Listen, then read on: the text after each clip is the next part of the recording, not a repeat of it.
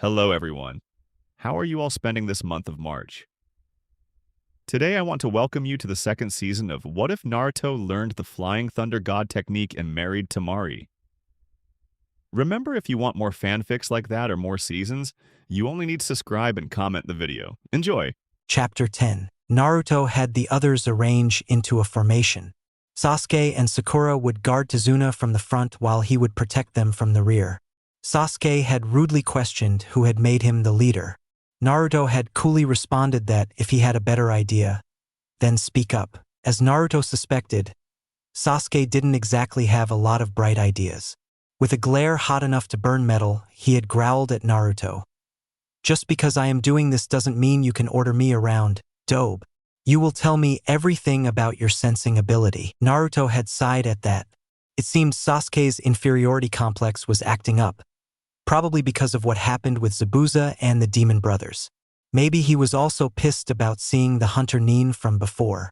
Someone their age and already a part of the Hunter Nin program must set him off. They thankfully made it to Tazuna's house without any more attacks. They all saw it, the lakeside house. They all waited on the porch as Tazuna went and knocked on the front door. After a minute, the door swung open and a slim, pretty woman rushed out and embraced Tazuna. Naruto raised an eyebrow at her. Probably must be his daughter. "Tsu-san, I'm so glad you are safe." She spoke with obvious relief in her voice before she spotted the ninja behind him. She gave them a small bow. "I'm sorry. Where are my manners? I'm Tsunami, please come in." "Is he hurt?" she asked, pointing towards the half-conscious Kakashi on the stretcher. Her eyes widened at the three identical blondes, but she was quick to recover. Naruto spoke up. "He's simply exhausted, Tsunami-san. Is there a room where we can put him?" She smiled and moved aside for them to come. Sasuke and Sakura removed their shinobi sandals and went inside while Naruto first removed Kakashi's sandals and then removed his shoes, going inside. The small gesture of caring brought an unseen smile onto Kakashi's face. Tsunami answered, "I just need to put down a futon."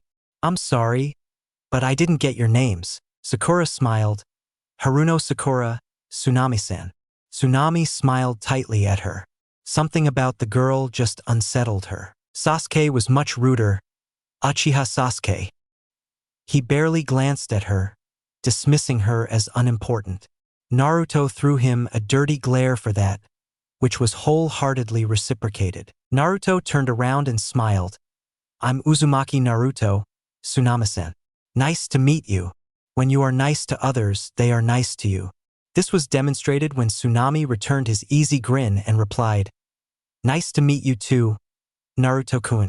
Follow me upstairs where you can lay your sensei down for rest." After the futon was laid down and Kakashi on it, Naruto just stared at the wall blankly, processing what happened to them so far.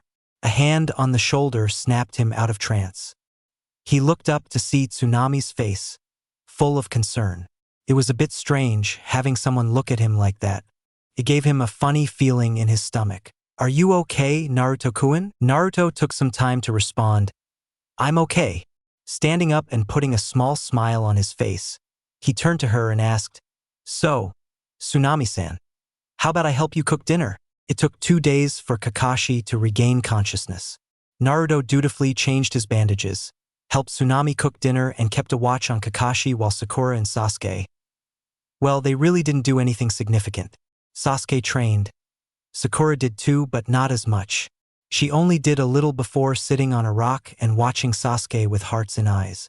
What those two didn't know that 20 of Naruto's shadow clones, divided into 2 groups, were learning the 2 new jutsu Naruto brought with him, far deep into the forest. Naruto was in Kakashi's room, drawing up ideas for new types of flash tags and explosive tags when he noticed Kakashi's breath hitch. Putting his sealing supplies aside, he walked over and knelt down, removing the wet cloth from Kakashi's forehead. Something just in case Kakashi caught a fever. "Sensei," he whispered. He saw as Kakashi attempted to get up while keeping his eyes closed. He placed a firm hand on the man's shoulder, pushing the man back down. "That would be unwise, considering it might set your recovery back." Kakashi opened his eyes with a pained groan, persisting even when the light seemed to burn through his eye. After finally opening his eye, He looked around and assessed that they had safely made it to Tazuna's home. He figured that his genin might have gotten pretty bored, especially Sasuke if the occasional tremors indicating Sasuke's great fireball to burn off some steam. He looked to his side, seeing a mildly concerned Naruto looking down at him with his azure blues. He was reminded of another blonde who used to give him the same look. He pushed that aside and smiled cheerily. "Oh, hello, Naruto." A small smile came onto his face and he replied back, "About time you woke up. I'll alert the others." He stood up and walked over to the window and saw what he had been seeing for the past 2 days. Sakura sitting on the ground and having hearts in her eyes and Sasuke blowing off trees. He decided to break their peace. "Hey Sakura, Duckus." He ignored Kakashi's snort at the nickname. "Sensei is awake." With that, he went back to Kakashi's side, not even checking if they were coming or not. 2 minutes later, Sakura and Sasuke walked through the door, coming to stand in front of their sensei. Sakura sat down in a whirl of pink and red, exclaiming in relief, "Sensei, you are awake." Naruto quietly scoffed and looked to the side. She was saying it as if she was the one looking after him for the past 2 days, skipping her training. Quick to claim others' credit, isn't she?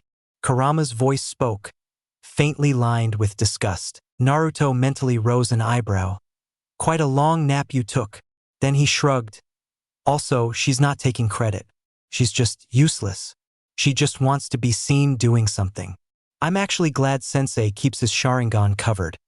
Otherwise, he would hate to accidentally copy her uselessness," he commented, prompting a snort of laughter from the fox. Kakashi decided to find out what he'd missed. "So, what happened after I went down?" Sakura spoke before Naruto could. "Well, after you went down, we carried you to Tazuna-san's house. You've been out of 2 days, Kakashi-sensei. We've just been training and guarding the house." Naruto wanted to say that she has been only fangirling Sasuke, who was the only one who watched the house. He also wanted to say that he has been taking care of Kakashi the whole time, but decided that it would look very petty on his part and opted to keep quiet. Also, what they didn't know wouldn't hurt them. He decided to speak up. "Sensei, we're gonna have to train to fight Zabuza again," he said with a serious look on his face. Sasuke turned to him, an eyebrow raised as if mocking him. "Zabuza died when that hunter Nin hit him with the senbon. Or did you forget that, Dobe?" Sakura nodded, as always in favor of Sasuke. "Does she even think for herself or does she just follow him?" he mused. Naruto shook his head. "I never forget, Sasuke. But you probably have forgotten what we read about Hunter Nin in the academy. They are supposed to destroy the body on the spot, not take it away. Also, the senbon hit a very specific spot, in the back of the neck." He trailed off, opting for Kakashi to continue. Sakura scoffed. "Please, Naruto." Sensei checked and there was no pulse dash. "I'm afraid that Naruto is right, Sakura. It is very much possible that Zabuza is alive," Kakashi grimly said. Sakura and Sasuke both had disbelieving expressions, letting Kakashi continue. "The back of the neck where the senbon hit. I think that the Nin most likely put Zabuza in a death-like state, which is most likely why I couldn't find a pulse as it was so weak." He further explained, "The weapon that Nin used has a low fatality rate unless it hits a critical spot. The Nin took Zabuza with him, even though Zabuza was much heavier than him. Also, he used a weapon with low fatality rate. With these 2 points, we can conclude that the Nin wanted to help Zabuza." Tazuna looked skeptical.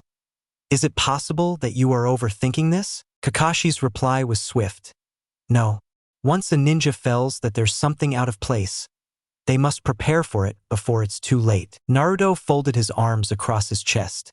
"So how long do you think we have, Kakashi-sensei?" Kakashi rubbed his chin in thought and said, "I'd say about 1 week. He'll need that much time to come back to full strength from a death-like state."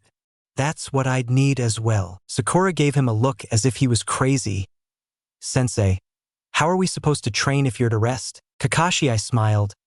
"Don't worry, my cute little students. I don't need much to train you. A crutch is all I need." "Excuse me everyone, dinner is ready." A voice came from the door and all of them turned to look at Tsunami, who was wiping her hands of a towel. Kakashi, I smiled and asked her, "Hello, you might be?" Tsunami smiled. "Oh, so you've finally woken up. Naruto-kun took good care of you then.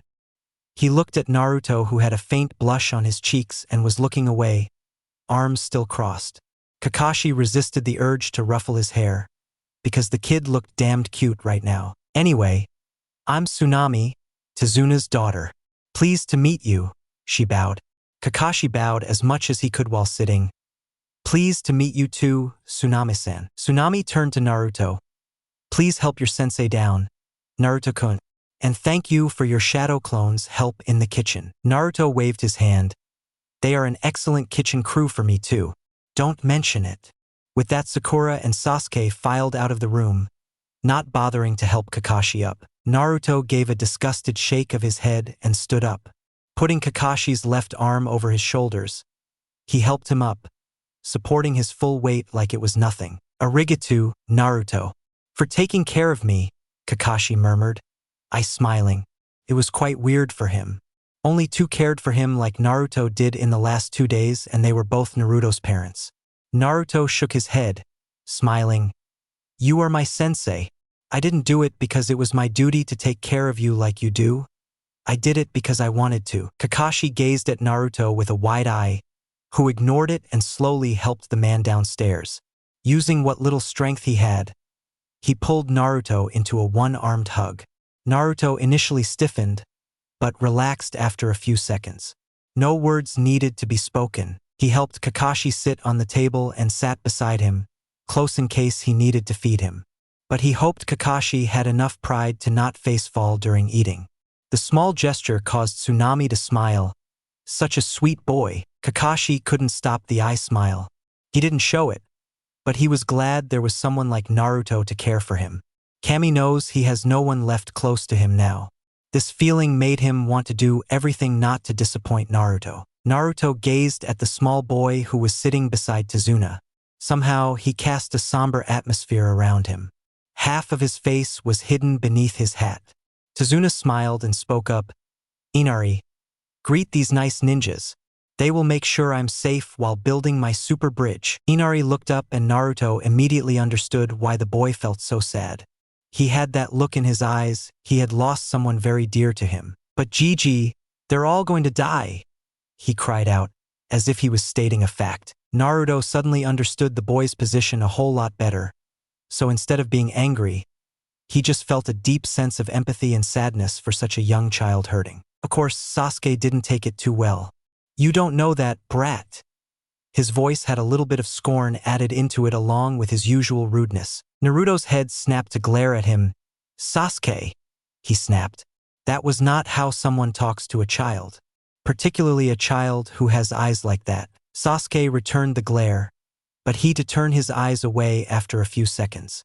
He didn't speak after that. Dinner went quietly after that, though Naruto got a bit embarrassed when Tsunami thanked him again for his help for cleaning the dishes. They set up their beds in separate rooms. Naruto and Sasuke would take the room with Kakashi while Sakura would share the room with Tsunami. As soon as he went into the bathroom and quickly made a half-ram sign to dispel all the shadow clones. As the memories came into his mind, he sorted through them and clicked his tongue in annoyance. The two jutsu needed a lot of work. The futon jutsu was a bit too complicated, so it would require time. He had to first gather air in his lungs, which was the easy part. The hard part was the shape manipulation. It was not easy to compress all of the air into an explosive ball of high density. He also had to be extremely cautious about it. If that ball exploded while inside him, game over. All of his clones practicing this jutsu were dispelled because of this, so Naruto had to discreetly create another batch and have them flash to the other clone's location. It was also taking him too long to do all of this. Well, I can personally work on it tomorrow, now that Kakashi-sensei is awake, he thought. The Suiton jutsu was not as hard as wind jutsu, just tricky. He already knew how to expel water from his mouth. But making that jet of water highly pressurized so it could cut through stones was no piece of cake. Still, his clones managed to make it sharp enough to put a deep scratch on the barks, but not cut through it. Better than nothing. I have to master these jutsu before we confront Zabuza again, he thought resolutely. He walked out of the bathroom and laid down on his bed, closing his eyes and trying to work out theories to master the two jutsus faster. He found himself laying beside Kurama in their mindscape, and it looked like he wanted to talk. "You had quite a fight," he remarked, looking faintly amused. Naruto shot a blank look at him. "Just how long do you sleep in a single stretch anyway?" Kurama gave a graceful shrug as he settled his head on his hands, eyes gazing peacefully at the moon. "Depends. You handled your first actual fight quite well," he commented. Naruto raised his eyebrows, unimpressed.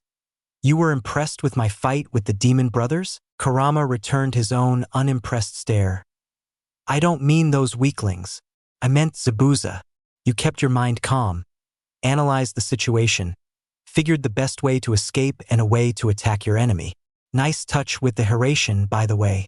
Gives you a way to track him now," he said, grinning at the end. Naruto smiled. "Thanks, it means a lot to me." Kurama sat up a little.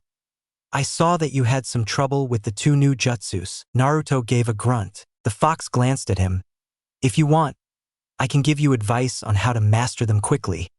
He got the desired response as Naruto sat up, curiosity almost burning in his eyes. "Really? Thank you so much, Kurama." He smiled, his big blues shining a bit. Kurama made a disgusted face. "Keep your sappiness to yourself, you brat." Naruto laughed. "Sorry, couldn't resist it." He didn't look sorry at all. After he was finished laughing, he gave Kurama his full attention. Kurama began his explanation.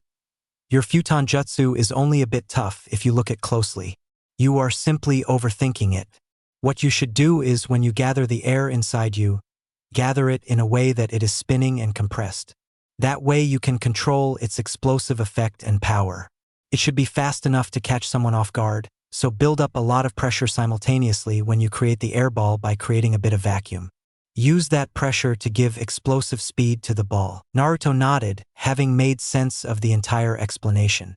He would try that tomorrow and hopefully prevent a Sasuke tantrum. If he saw what Naruto was practicing, he would throw a fit. Kurama continued, "Your Suiton jutsu isn't hard as you think. Think of it this way. If you have a pipeline with water blowing out of it onto a wall, you would only get a wet wall. But if that pipeline's opening was made a whole lot smaller." He left it to Naruto to finish his line of thinking, and he wasn't disappointed. Then the pressure would be considerably high if the speed were to be kept the same. The high pressure would make the water sharp enough to cut through rocks. "You are brilliant, Kurama," he exclaimed with wide eyes. Kurama looked considerably smug. "Of course I am. The jutsus of you humans are laughably easy to us demons. There are only a few of them we can't do." Naruto shook his head, smiling softly. Kurama was entirely too proud of himself, but Naruto bit his lip, not wanting to offend the demon by pointing out that he got sealed for a total of 3 times. "All right, Kurama. Thanks for your tips. I'll master them in no time." He flashed a monstrous grin, which was returned by the demon in front of him. With that, he finally entered REM sleep. Naruto's eyes opened at his regular time of 5, but he stayed in bed, thinking things over. He suspected that Kakashi might know about his use of HIRAISHIN against Zabuza.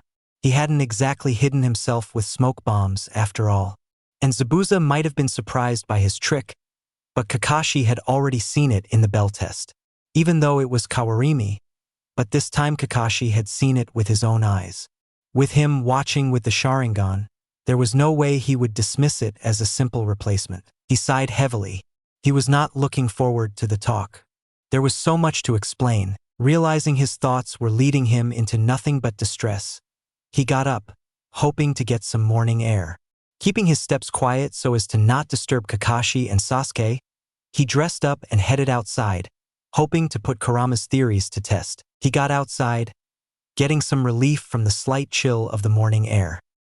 He allowed his senses to spread, and a tiny frown made its way onto his face when he sensed someone making their way from behind him. Noiseless steps, probably hoping to catch him off guard. "I didn't know you were awake, Kakashi-sensei." "Well, I wasn't until I heard you move out." He came up beside him. I scrunched up in a smile. Naruto returned a small smile. The two of them sat in silence for a while, lost in their own thoughts. Kakashi finally broke the silence with a question. "What jutsu was that on the bridge, Naruto?" Even though he had prepared for that question to be asked, Naruto was still caught off guard. Kakashi noticed the minute flinch that Naruto couldn't hide, accompanied by a slightly fearful glint in his eyes. Realizing he had probably scared the boy, he backtracked. I was just curious, Naruto. It was something like what you tried in the bell test. He trailed off, silently asking Naruto to elaborate. Naruto hated when Kakashi got like this, demanding answers from him. And the worst thing was that Naruto had no reason to hide anything from him. Steeling himself, he looked into Kakashi's single eye. Before I say anything, Kakashi-sensei, can you promise me that you will keep this to yourself and only yourself? If Kakashi looked surprised by his request, he didn't show it. He wondered just what Naruto was hiding that was so important as to not tell his team members. He was also requesting total secrecy, but Kakashi drew the line there. He narrowed his eye. If Hokage-sama asks me, then it's my duty to tell him, Naruto. Naruto relaxed a bit at that. The old man already knows of this. Kakashi too relaxed at that. Keeping secrets from his leader, then having the said leader interrogate you was not fun at all. So, you will show me? The slight hope in his voice made Naruto smile, if only a little. Naruto gestured to his hand, where his sleeve was folded, exposing his wrist before the metal-plated gloves. Kakashi shrugged, offering his wrist. Sure. Naruto wrapped his hand around Kakashi's wrist for a moment, then let go, turning back to watch the sunrise. Kakashi examined his wrist curiously, wanting to find out just what Naruto did. His eyes widened and he almost choked on his spit upon seeing a seal formula that looked remarkably similar to what his sensei used. His neck snapped towards Naruto, who was looking back at him with a smirk. Is this? Yup, sure is, Naruto claimed proudly. But unlike his, the flash is blue. Since my chakra is a deep blue, you know? Kakashi tried to recover from the surprise that Naruto had figured out the technique that made the Yondaime the most feared shinobi across all lands. Trying to keep his voice steady, he asked, Can you demonstrate? Naruto frowned but nodded. He flash-stepped to a tree about 100 meters away, missing Kakashi's look of surprise at the use. Without wasting any time, he flashed behind Kakashi, the Jonin's neck turning so fast Naruto sworn he heard it crack. Kakashi's mind was blown out of proportions when he saw the blue flash of Naruto's HIRAISHIN. The fact that Naruto had mastered one of the most complex techniques he had ever seen, hell, even his sensei had ever seen, was nothing short of stupefying. He recovered and looked at Naruto, who was watching him carefully. I can see why you want to keep this a secret. Sasuke would throw a fit if he saw you using something that, Kakashi admitted.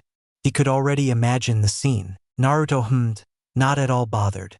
He will keep it a secret until the Chunin exams, and if Sasuke finds out before that, it's not like he could do anything. Sasuke could throw all the tantrum he wants. He would never be able to learn the Flying Thunder God. Ever. It's not like Sasuke can do anything. The amount of understanding of Fuinjutsu, chakra theory along with the dimension of spacetime was just unreal. He won't be able to make it beyond just level 7 Fuinjutsu. Also, spacetime is a very rarely studied branch of ninjutsu and Fuinjutsu. I very much doubt the Uchiha library has any research materials related to that. I was lucky my father had done his research so thoroughly, he shrugged. Kakashi nodded. He would hate to see, even though it was inherently and incredibly selfish of him, his sensei's legacy fall into someone else's hands other than his son. He got up, using the crutches Tazuna was able to find him last night. Come on. Let's get some breakfast. They arrived inside to find Sasuke and Sakura already at the table, surprise in their eyes when they saw Naruto and Kakashi entering together. Sasuke narrowed his eyes in suspicion, but thankfully kept silent. Tsunami was mildly surprised. I was just coming to see if you two were out there. Kakashi-san, Naruto-kun. Kakashi smiled. We were just enjoying the morning air outside. Tsunami-san. It's quite peaceful. Tsunami smiled and gestured to the table. Please sit. Breakfast is ready. After everyone's breakfast was over, Kakashi took his squad outside, into the forest to train. Okay, training will begin now. You will learn chakra control exercises so you don't waste chakra in excess while performing jutsus. This exercise is one of the basics, so you have to master it no matter what. He observed their reactions closely. Sasuke had a predictably disappointed expression on his face. He was hoping that Kakashi would teach them powerful jutsus, but he conceded the fact that basics were important to master. There was undeniably a small amount of curiosity on his face. Sakura was also curious, but she was more confused than she was disappointed. She didn't exactly know what Kakashi-sensei was trying to teach here, so she just waited until he explained. Naruto. Well, he looked supremely bored of Kakashi. The one-eyed Cyclops found his right eye twitching at the distinctly unimpressed look Naruto was giving him. Sasuke was looking faintly amused at the looks Naruto was sending to Kakashi. You're going to teach us tree walking, aren't you? The deadpan in his voice was unmistakable. Kakashi's sweat dropped. This could be trouble. Naruto already knows how to walk on vertical surfaces. I could get him started on water walking, but then Sasuke and Sakura might get the impression that I am favoring Naruto. He thought as he tried to figure a way out, but Naruto and Sasuke were starting to get impatient. Naruto spoke up. I already know tree walking, sensei. This revelation caused Sakura and Sasuke to stare at him, one with confusion and the other with a twinge of jealousy. Kakashi mentally sighed. No use hiding now. And before you ask, I know water walking as well. Remember where I was standing after pushing Zabuza back? Kakashi's memory was jolted as he suddenly remembered jumping in between Naruto, who had his kunai out coated in wind chakra, and Zabuza, who was just a moment away from beheading his student. Naruto was standing on water. Is he deliberately making this worse for me? Kakashi thought. Sasuke walked up to Naruto with a scowl on his face. When did you learn all this? Naruto raised an eyebrow at him.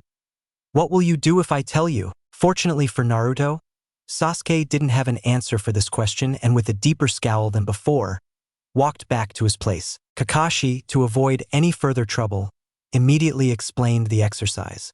What you have to do, he said while walking up to a tree, is to direct your chakra to the soles of your feet. He put a foot onto the bark and stick to the surface.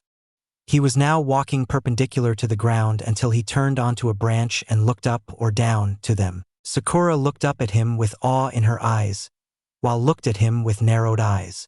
Probably thinking about how this will make him stronger, Naruto mused. Kakashi threw 2 kunai in front of Sasuke and Sakura. Get to it, then. As Sakura and Sasuke picked up the kunai and walked away to a tree, Kakashi slowly walked down to Naruto, who was simply looking at him. What do you plan on doing? Naruto said.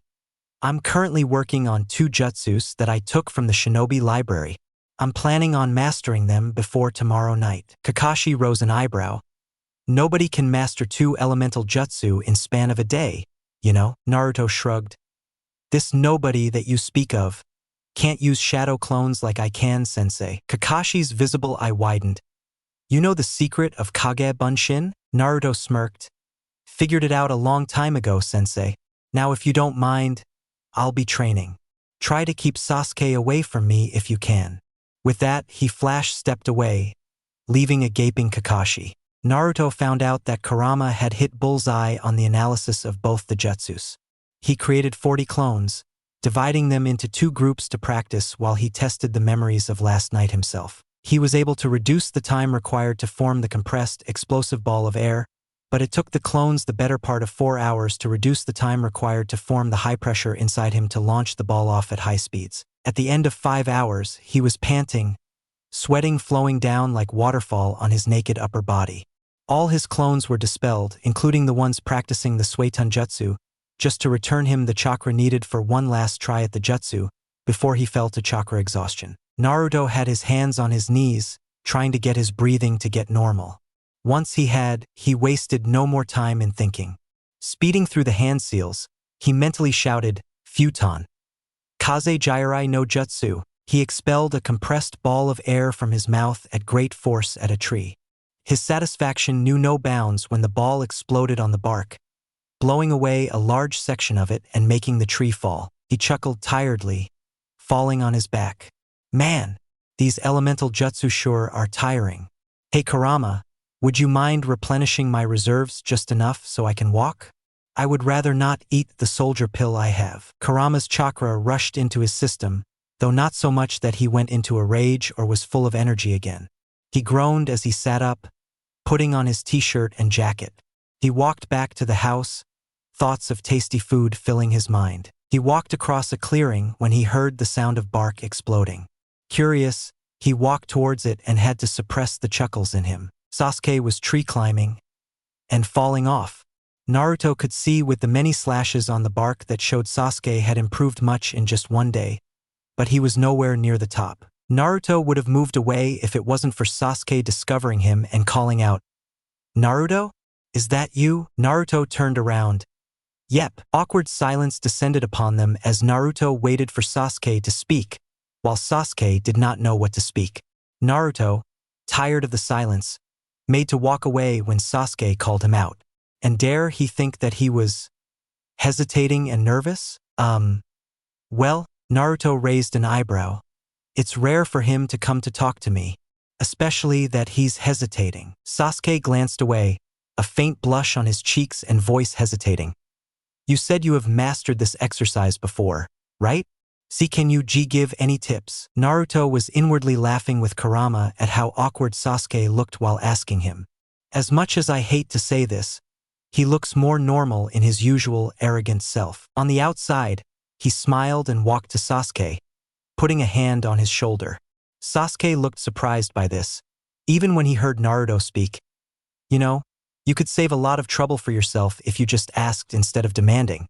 Amusingly, the faint blush on his face was instantly replaced by his regular scowl. Naruto spoke up before Sasuke. But I will help you. You know, out of the goodness of my heart, he added sarcastically. Sasuke reminded himself to calm down. Otherwise, he wouldn't be able to master this exercise. Hell, even Sakura mastered it before him. He was never in this position of being last. Ever. Naruto spoke, holding up a finger. First, Chakra uses your spiritual energy, so don't be tense or angry. Basically, don't allow your emotions to reach an extreme point. Second, relax and concentrate on your energy and collect a constant amount of chakra at the bottom of your feet.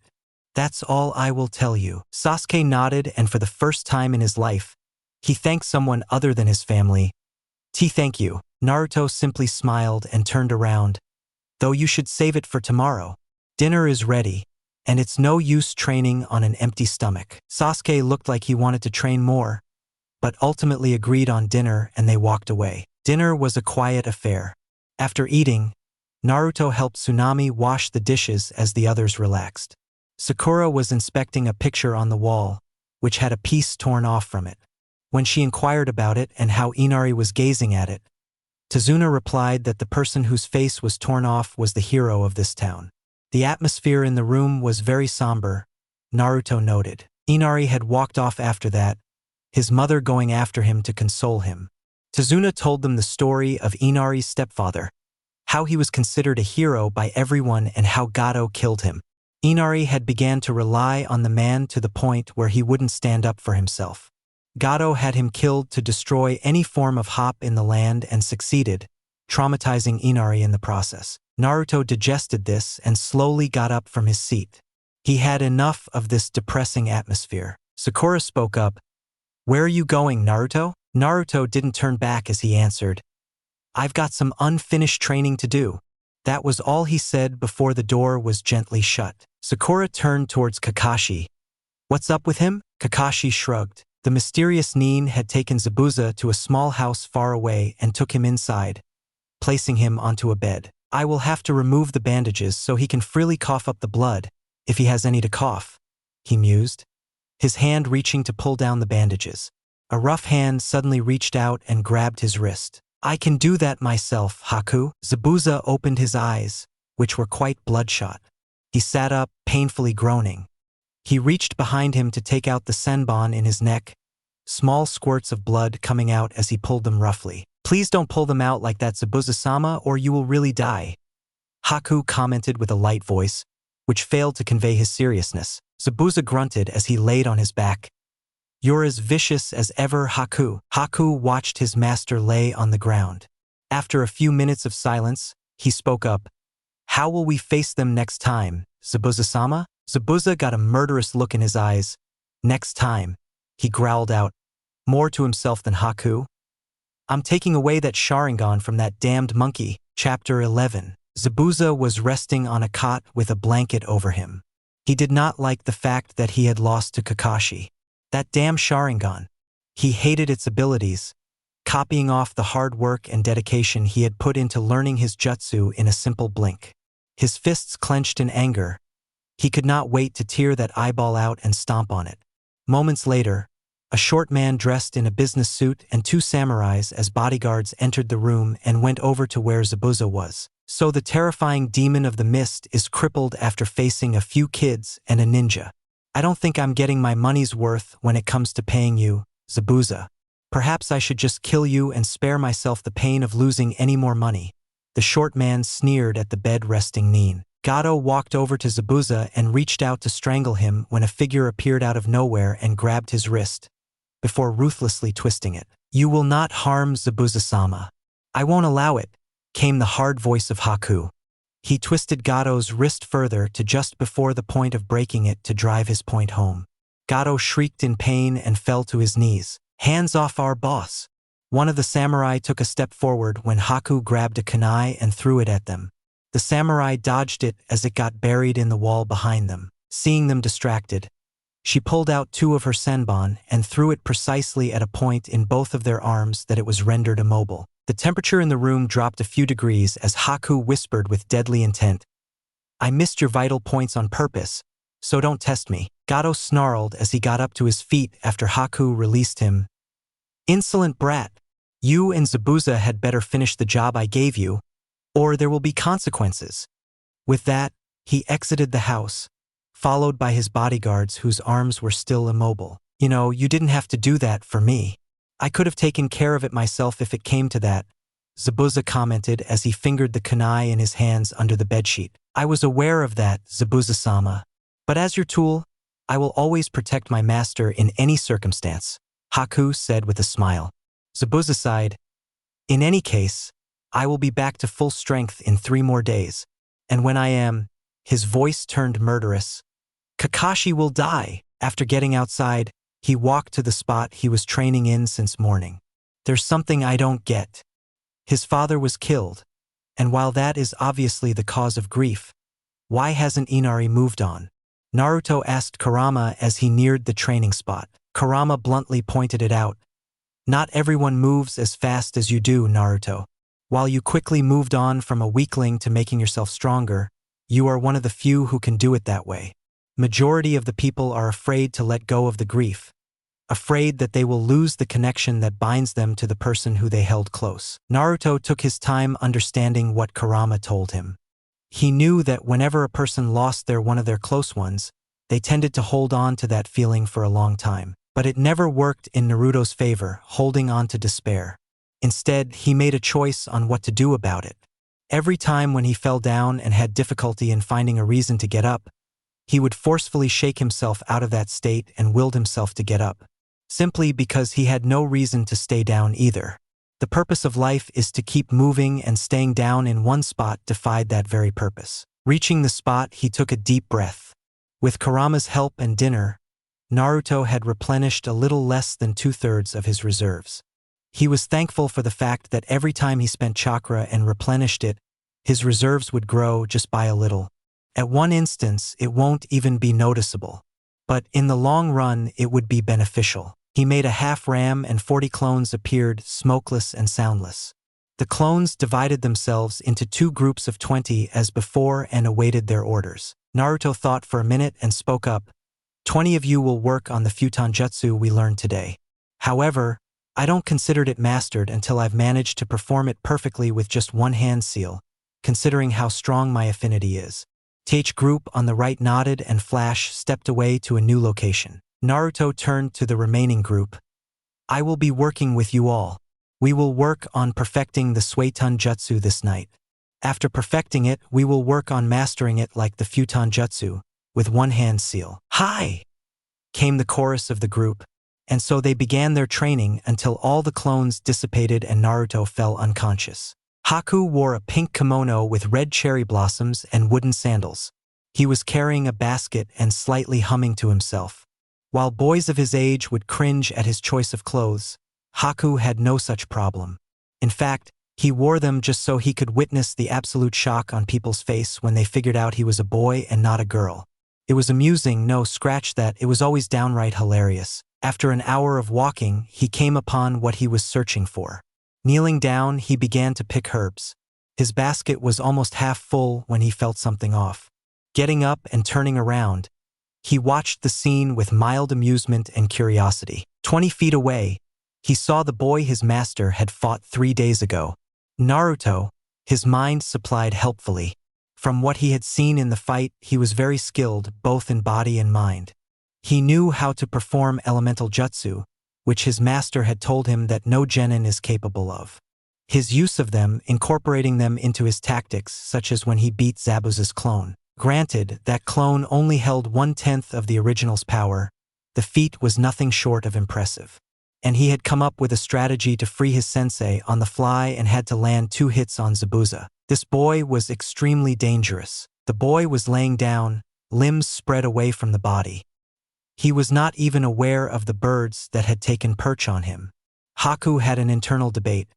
He could either quietly collect his herbs now and leave, or he could kill him and save some trouble later on. He stretched his arm towards Naruto's throat, silently deciding to kill him now and swiftly, to spare him the pain. I would advise against that. Haku jumped back in surprise and watched as Naruto instantly opened his eyes, as if he was not asleep at all. But his slightly puffy eyelids gave it away that the boy had been asleep, but woke up due to feeling his presence. Naruto took a few moments to shake off the drowsiness from his eyes before turning to address the girl. Jolting me awake hasn't been pleasant for anyone who has done that. Haku watched as he kipped up to his feet before working out all kinks in his joints, all the while completely ignoring his presence. Naruto worked out the stiffness in his body while simultaneously going over the results of last night's training. The group of clones practicing the futon jutsu were able to reduce the number of hand seals to 1 and execute it perfectly. Well, that's one good thing, he thought. He and the group of clones practicing the water jutsu had also perfected it. Naruto could now use Suetun, Suidanya, water style, water severing wave, perfectly with all 5 hand seals. In addition to that, he also had the Nidame's notes on that jutsu to help him shorten it to just 1 hand seal. He finally turned to face the girl, who he found was quite pretty. So, what are you doing here? His question snapped Haku out of his trance and he bent down to make it appear he was picking herbs. I'm picking herbs for a friend. He's quite ill, you see. Haku sincerely hoped his voice did not waver. Naruto, to his credit, only rose an eyebrow. Then you might want to avoid that herb. I've read it's quite poisonous, he said, nodding towards the ground. Haku looked down and an embarrassed blush came over his face. He was going to pick a herb that was more suited to make poison than antidote. To cover up his embarrassment, Haku decided to introduce himself. By the way, I'm Haku. Naruto extended his hand. Uzumaki Naruto. Nice to meet you, Haku-chan. Haku inwardly laughed as he imagined Naruto's face when he revealed he was a boy. For now, though, nice to meet you too. Naruto gestured to her basket. Can I help you in collecting those herbs? Naruto and Haku collected herbs to fill Haku's basket. Why are you collecting the herbs so early in the morning, Ne-chan? Haku replied with a question of his own. What are you doing here so early in the morning? Naruto internally narrowed his eyes at the attempt to avoid the answer, but answered nonetheless. I was training in the night. Guess I fell unconscious due to exhaustion. Haku asked, So, you are a ninja? Naruto nodded with a smile. Haku gave a small worried frown. But isn't that dangerous? What if you get killed? Naruto shrugged. I may. Comes with the territory. If I die, that means I was meant to, so running away from my death would be futile. If I was meant to die so soon, I would have been killed many times over already. Haku gave a small sound of understanding. I see. And why are you training? Aren't you strong enough? Naruto shook his head. I may be strong, but there's always room for improvement. Besides, becoming stronger means I will be closer to becoming Hokage. He ended with a grin. Haku stared at him for a few moments, then spoke. You train because you want to be strong enough to protect your precious people, don't you? Naruto gazed at Haku with something akin to respect in his eyes. His azures stared into her light brown as he whispered, "Go on." Haku knew from the moment he gazed into Naruto's eyes that Naruto fully knew what he was talking about. Nonetheless, he spoke, "I believe that you have precious people, and you are working hard to grow stronger to protect them.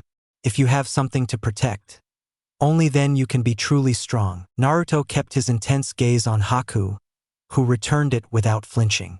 After a long moment, Naruto smiled and said, "Never have I met anyone before except my Gigi who shares my understanding of fighting to protect. You have the most accurate idea of where strength comes from, Haku-chan. You have my respect for that." Haku smiled and stood up from where he was sitting and picked up his basket. "You will become strong," he stated to Naruto before walking away. Time to reveal his secret. "Oh, and by the way, I'm a boy," he said, turning to flash a smile at Naruto. He almost lost it when Naruto's eyes bulged to the point Haku feared they would fall out of his eye sockets. Naruto couldn't believe it. He thought he was talking to a girl, a very pretty one at that. Hell, even prettier than Hinata. Finally regaining his composure, he narrowed his eyes at Haku, who was barely restraining his laughter. "I bet you do that to everyone just to see their reactions, don't you?" Haku shook his head. No comment. That was an answer in itself, Naruto thought as he watched Haku walk away. As he walked away, Naruto allowed his thought process to take over. Haku was obviously not a normal civilian. When Naruto opened his eyes, it was quick, but Naruto had managed to note that Haku had almost taken a fighting stance. The reaction was performed on instinct, which left no doubt that Haku was a fighter, and an experienced one at that. Second thing, Haku's chakra felt strange to him. While he was still refining his sensing abilities to the point where he could sense people's affinities, he sensed the bare minimum. Haku's chakra definitely had water, and something which was rough and sharp at the same time. The closest thing to that description is the wind, he deduced. But what did those two add up to?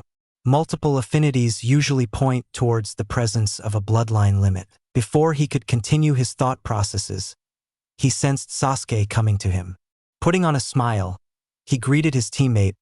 "Good morning, Sasuke." Sasuke grunted in response before saying, "You missed breakfast, Naruto." Naruto blinked in response, then shook his head. He would go back to see if any breakfast was left. He always went crazy on an empty stomach. He walked past Sasuke, who was warming up with some stretches. Naruto had no doubt the boy was going to put his tips to test while climbing the tree. Reaching the house, he went inside and found Tsunami washing the plates from breakfast. Hesitating a bit, he called out, "Tsunami-san." The woman turned and smiled upon seeing Naruto. "Naruto-kun, you're back." Her smile turned into a concerned frown. "Are you all right? You were training all night. What if you had caught a cold?" Naruto shook his head, amused at the notion. He had never been ill in his life, courtesy of having the Kyuubi residing in him. "I don't catch a cold, Tsunami-san. I was wondering if you had any leftovers from breakfast." Tsunami's face instantly brightened. "Oh right, I do have some leftovers I saved in case you came for breakfast." It explains why it seemed Sasuke-kun ate only a little. The last part was said in a mutter, but Naruto's sensitive ears easily heard it. "What was that about Sasuke, Tsunami-san?" he inquired ever so politely. Tsunami explained, "Sasuke-kun seemed to eat only a little of the breakfast. When I asked him, he said that you would probably be late for it, so he was saving it for you." Naruto blinked twice at that. That was probably the kindest thing Sasuke had ever done for him. Then again, I gave him the tips to master tree walking. He must have saved breakfast just to get even, Naruto thought, knowing extremely well that Sasuke hated to be indebted to anyone. Now usually, saving breakfast for someone was not that big of a deal, but since it was coming from Sasuke, Naruto would call it even. Sitting down at the table, he swiftly ate everything that Tsunami laid out for him. While not nearly enough to get him full, it was more than enough for him to call it a satisfactory meal. He finished his meal and washed his plate, easily ignoring Tsunami's protests. Stretching his senses, he found that Kakashi and Sakura were upstairs. He had already seen Tazuna in the room next to the dining room, so he thought that Kakashi was probably going to have Sakura guard him today. Well, that won't do, he scowled as he headed upstairs. He opened the room where he sensed Kakashi's chakra and saw that they were both ready to head out. They both blinked when they saw him. "Naruto? You're back?" Sakura dumbly asked. Naruto scowled deeper. "Very astute observation, Sakura," he commented. Sarcastically, of course. Sakura blushed a little at being embarrassed by him. Naruto turned towards Kakashi, who was looking vaguely amused. "Kakashi-sensei, can I guard Tazuna today?" Kakashi rose an eyebrow at the new suffix, but did not say anything. Thinking over, he thought that having Naruto guard Tazuna was an excellent choice. Naruto was the strongest of his genin, and was easily able to hold himself against Zabuza long enough to escape. He didn't need to worry about him for another 3 days, unaware that the man would recover in just one more day.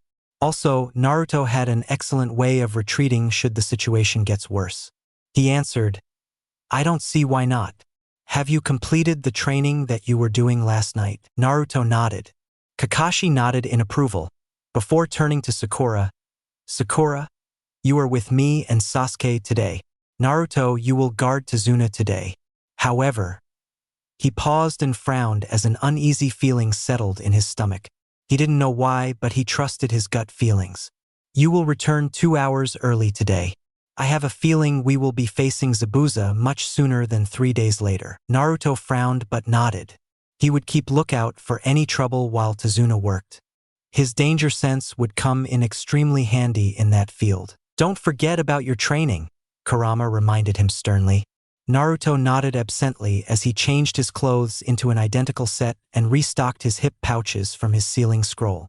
After double-checking that he was ready, he quickly exited through the window and briskly walked to the front where he found Tazuna waiting. Tazuna looked surprised at his presence. "You will guard me today, Naruto?" When Naruto smiled and nodded, Tazuna chuckled. "Well, it looks like I have nothing to be afraid of. Now, let's go already. I'm late." Naruto held up a hand. "Wait a minute, Tazuna-san. I'll back in a moment." With that, he stepped away at his highest speed to last night's training spot. Wasting no time, he created 90 shadow clones. The whole clearing was full of them in mere moments. 30 of you will work on mastering the Suetun Jutsu we perfected last night. The rest of you, divide yourself into groups of 30 each and practice on learning and perfecting the 2 Suetun Jutsu I copied from Kakashi in the fight against Zabuza. He commanded his clones. All of them nodded as one and divided themselves, but Naruto was already gone, appearing beside Tazuna so fast that the man yelped in surprise. Naruto spoke as if he had not noticed. "I have a solution for your late problem, Asen." Not waiting to hear any protests, Naruto picked Tazuna up in a fireman's carry and stepped away, the man's cries echoing into the distance. Appearing on the bridge in just 10 minutes, Naruto set Tazuna down, who looked a little green. "Next time, give me a warning before you do that." Naruto blinked innocently at that, causing Tazuna's eyebrow to violently twitch. But he sighed and walked away to start today's work, grumbling about brats who are way too fast. Naruto only smiled and sat down, intent on working on his sensing abilities. This way he could train and keep a lookout for danger as well. While he stretched his senses as far as he could, he reflected on what he saw on the way to the bridge. The town was barely alive, with all its people caught in the jaws of poverty. It was not a sight he wanted to see again. Children begging on the streets, even fighting among themselves for food. Naruto kept his senses active the whole time, trying and partially succeeding to make it second nature to him, something that would keep running in the background by itself while he focused on the more important tasks. Overall, it was an uneventful day, for which Naruto was thankful for. His clones had disappeared sometime in the afternoon with good news. Suetun Suidanya was now considered mastered, as Naruto's clones were able to reduce the number of hand seals to 1. Suetun Daibakufu no Jutsu, Water Style, Giant Vortex Jutsu, was surprisingly easy to learn and perfect, considering it was a high A-rank jutsu. It helped that it had only 18 hand seals. He would work on mastering it when he returned to Konoha, when there was no threat. Suetun Suryuden no Jutsu, Water Style, Water Dragon Jutsu, was something he'll work on later. That jutsu was incredibly complex, consisting of 44 hand seals and requiring an extreme amount of chakra. While chakra amount was not a problem for him, he wanted to be cautious while using it, so he did not waste a single drop of chakra while executing it. He took Tazuna home via flash step. They were just 5 minutes early of the assigned time Kakashi had given them. Going inside, he found Tsunami preparing dinner. "Hello, Tsunami-san," the said woman turned, surprise in her eyes. "To-san, Naruto-kun, you are quite early today." Naruto shrugged. "Kakashi-sensei's orders. Anyway, can you please tell me how long before dinner is ready?" Tsunami smiled. "It will be ready in 20 minutes, Naruto-kun." Naruto nodded and walked outside, deciding to have a little fun. Walking over to where Sasuke was, he was not surprised to note the boy was easily sticking to the bark of a tree. Time for some torture. An unholy glint entered his eyes. "Sasuke," he called out. Seeing the boy look at him, he motioned him to come to him, which he did. "How about some training?" Moments later, Sasuke was standing on the side of a tree, a scowl on his face. "What kind of training is this, dobe?" Naruto made a half-ram sign, causing 5 shadow clones to appear, as well as causing Sasuke's scowl to become deeper. He greatly envied Naruto's ability to make shadow clones, and that too in no small quantity. He hated to admit it, but Naruto could spam more clones than he could make regular ones, the ones that are an illusion. He had demanded Naruto once to tell him the secret to shadow clones. Naruto had scoffed at him and bluntly told him that he had no intention of doing that. Besides, shadow clones require a lot of chakra, something Sasuke didn't have to spare. He may not have his Sharingan, but once he had it, he had every intention to copy Naruto's jutsus. But the problem was, for a Sharingan to successfully copy a jutsu, all the hand seals must be performed. Sasuke had noticed that almost all of the jutsus he had seen Naruto executing, they were done with only 1 or 2 hand seals. The shadow clone jutsu was done only with a half-ram, which meant Sasuke could not copy any of them. He was not an idiot. Sasuke knew that jutsus have multiple hand signs, which indicated Naruto was highly proficient in performing them with only 1 or 2. Quelling his frustration, he focused on what Naruto was saying. He had a very innocent look on his face, something that did not bode well. "The rules of this training are very simple. You have to remain stuck to the tree and not fall on the ground," Naruto said, choosing his words carefully. There was a loophole in what he said, but he was curious if Sasuke could read in between the lines. Sasuke scoffed. "Is that all? Then this will be easy." However, he was suddenly forced to dodge the shuriken that almost cut him. He was given no time to recover as a hail of shuriken came towards him, forcing him to dodge like his life depended on it. Naruto grinned savagely as his shadow clones gave Sasuke no time to rest. He saw Sasuke almost fall onto the ground, but he barely recovered in time.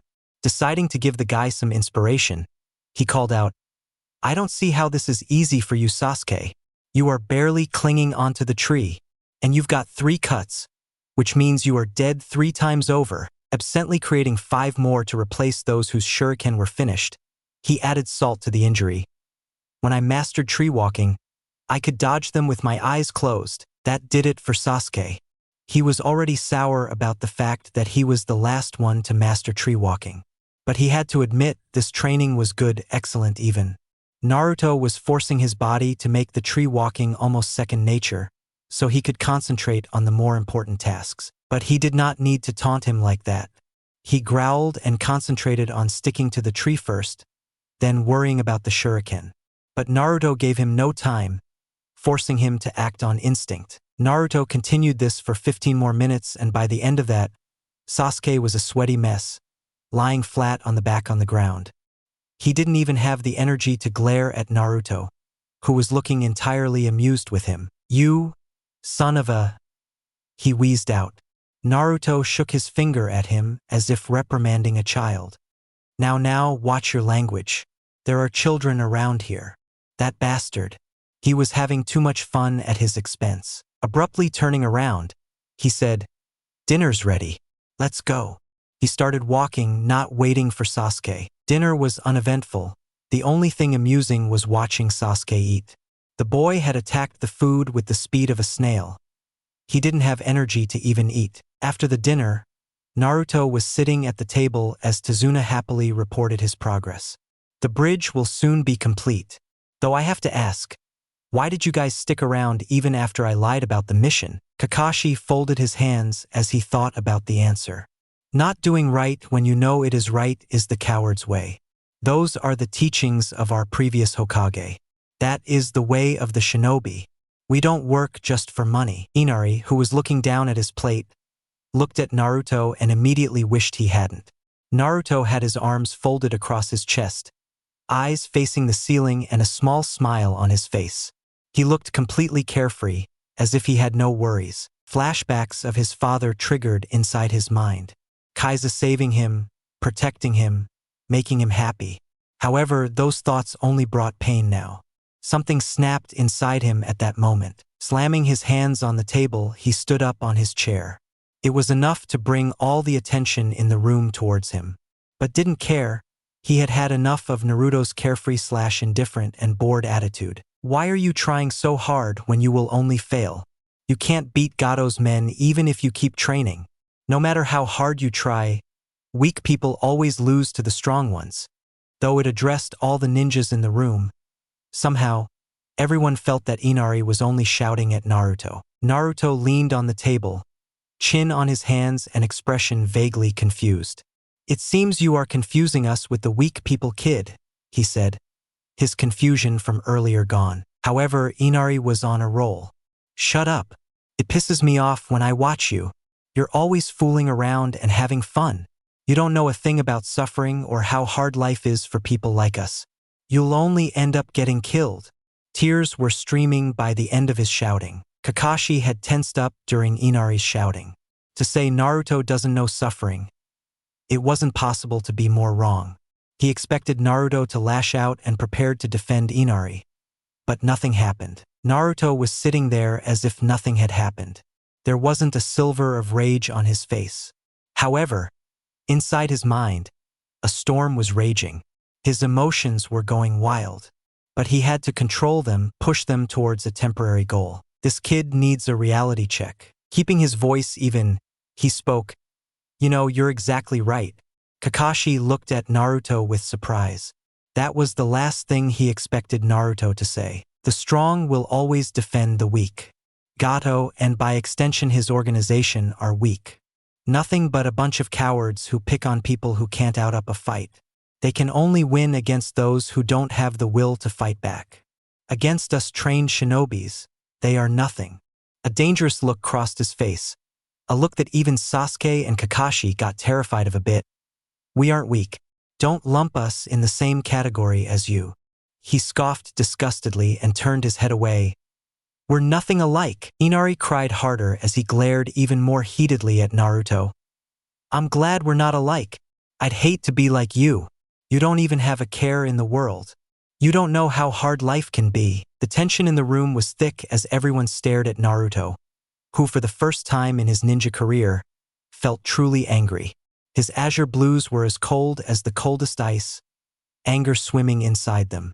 Though he held back from channeling killing intent, his eyes were just as effective. The rage in his eyes was enough to put fear inside Inari, whose legs lost strength and was forced to sit down. Look at yourself, bitching and moaning about life, thinking you have it hard. His voice was a whisper, yet it was so thick of rage that terrified his team.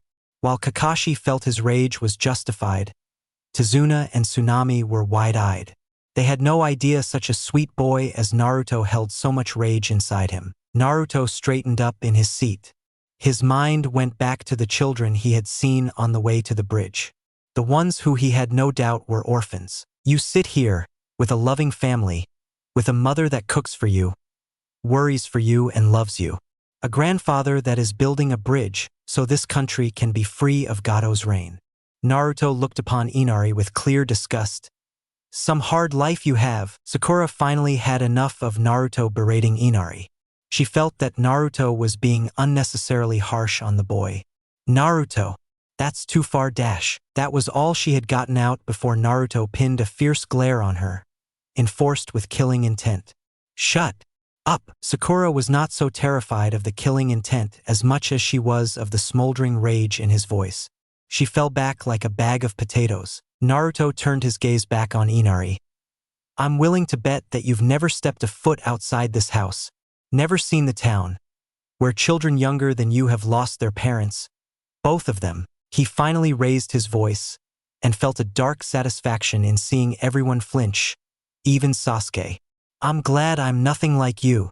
I actually decided to do something with my life instead of becoming a crybaby, sitting in a place and whining how hard life is. Newsflash. There are people out there who have it far worse than you do. You are nothing but a coward who refuses to do something right. Even though his words were fueled with rage, his actions were anything but rough.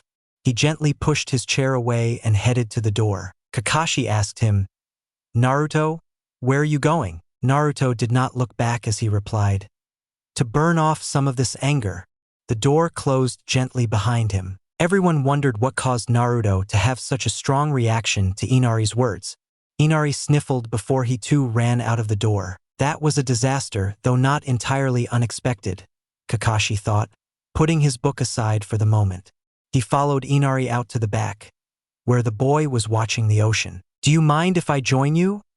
Asked Kakashi, startling Inari. Kakashi sat beside Inari, both looking out at the ocean.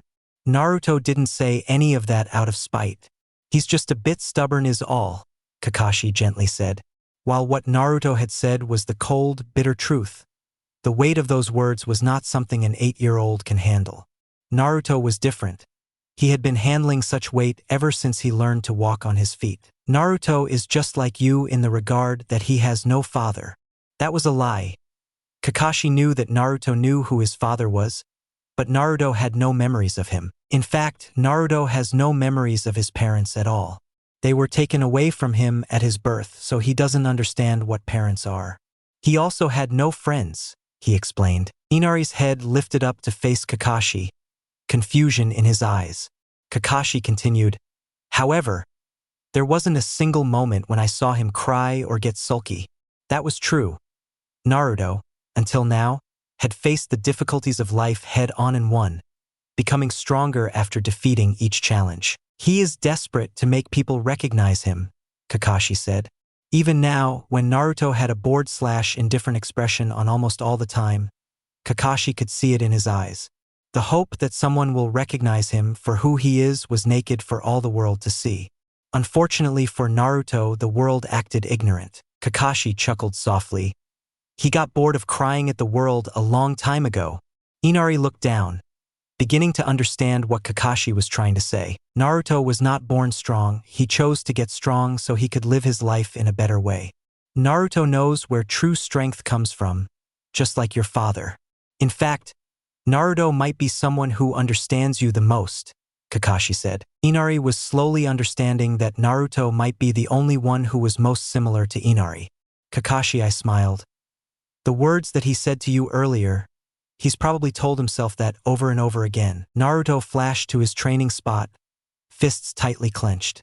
He felt a little bit of guilt creep over him for shouting at such a young kid, but that feeling was easily overshadowed by the rage he was feeling. The nerve of that brat. I don't know any suffering. He won't last a day living my life, he raged inside his mind. Kurama kept quiet, but was concerned for his host. He decided to let Naruto burn his anger off by himself, instead of talking it out of him, making a half-ram sign causing 100 shadow clones to appear. He was about to charge in headfirst and eliminate them in the most brutal ways he could think of, but visibly forced himself to think logically. This could be an opportunity for training. It slipped his mind completely that he would be too exhausted to go the bridge tomorrow. He dispelled half of the clones, causing the other half to look at him in confusion.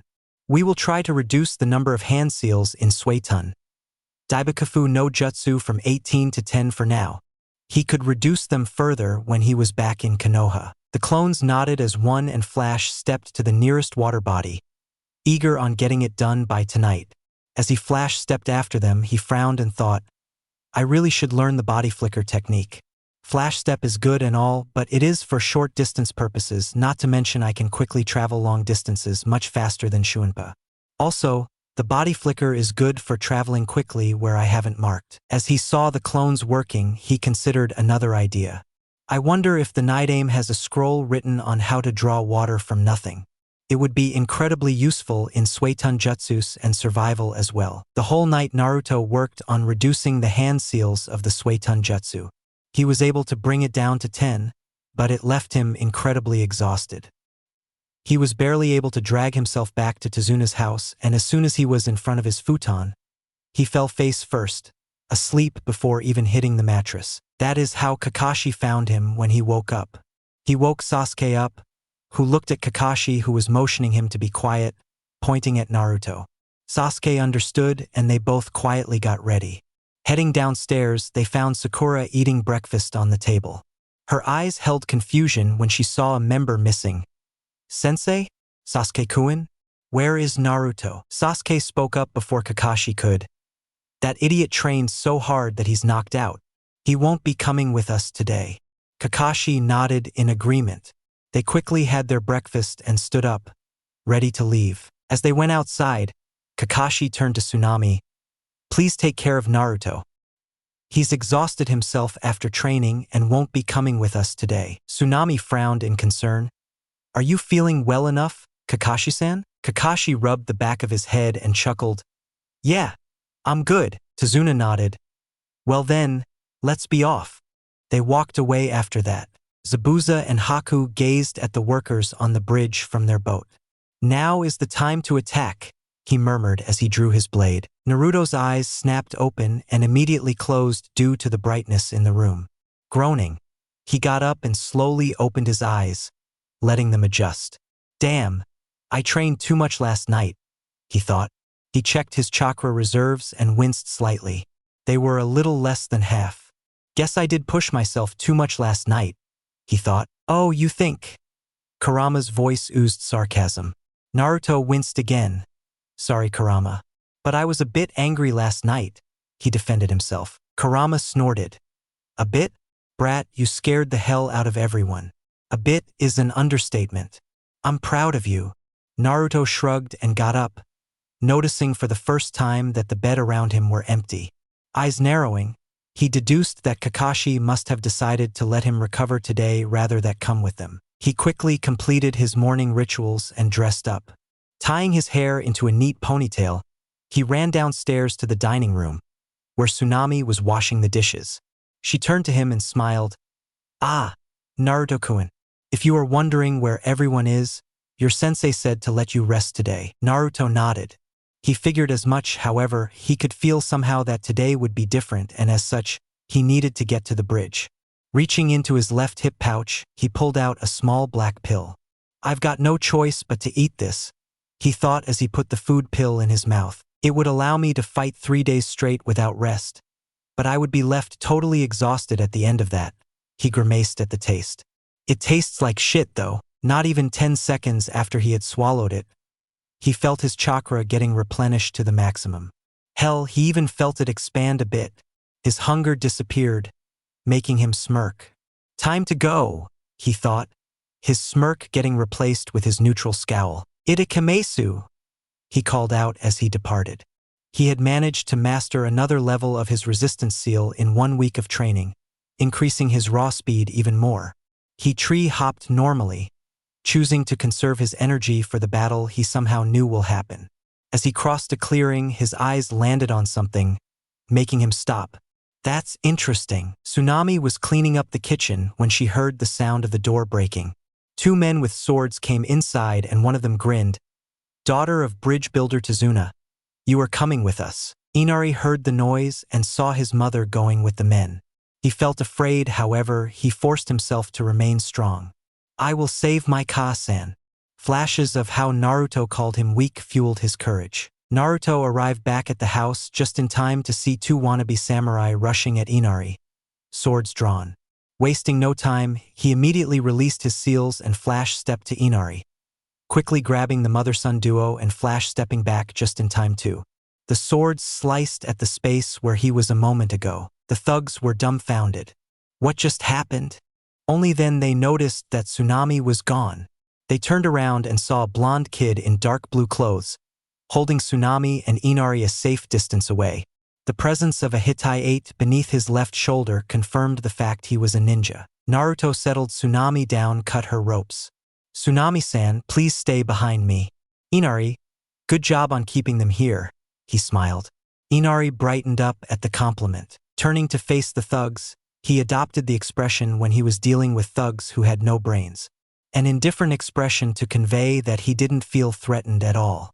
It served as an excellent way to piss them off. Every time, so Gato sent Dumb and Dumber to kidnap a woman. I'm not surprised at all.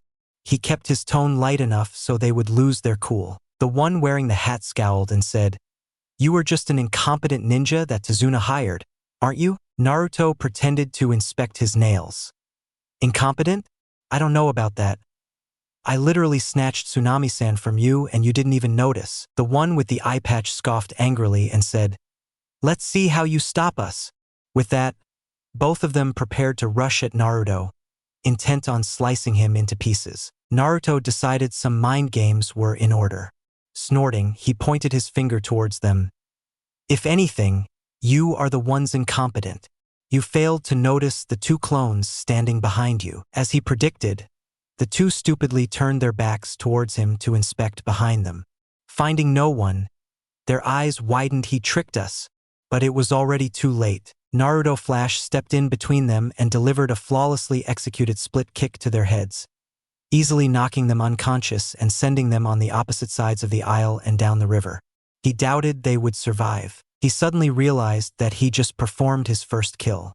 He had just ended another being's life. However, instead of puking his guts out like he thought, he only felt empty. He waited for some terrible feeling that one got after their first kill, but nothing came. And somehow, it made him feel even worse. Tsunami and Inari watched with growing horror as both men went flowing down the river.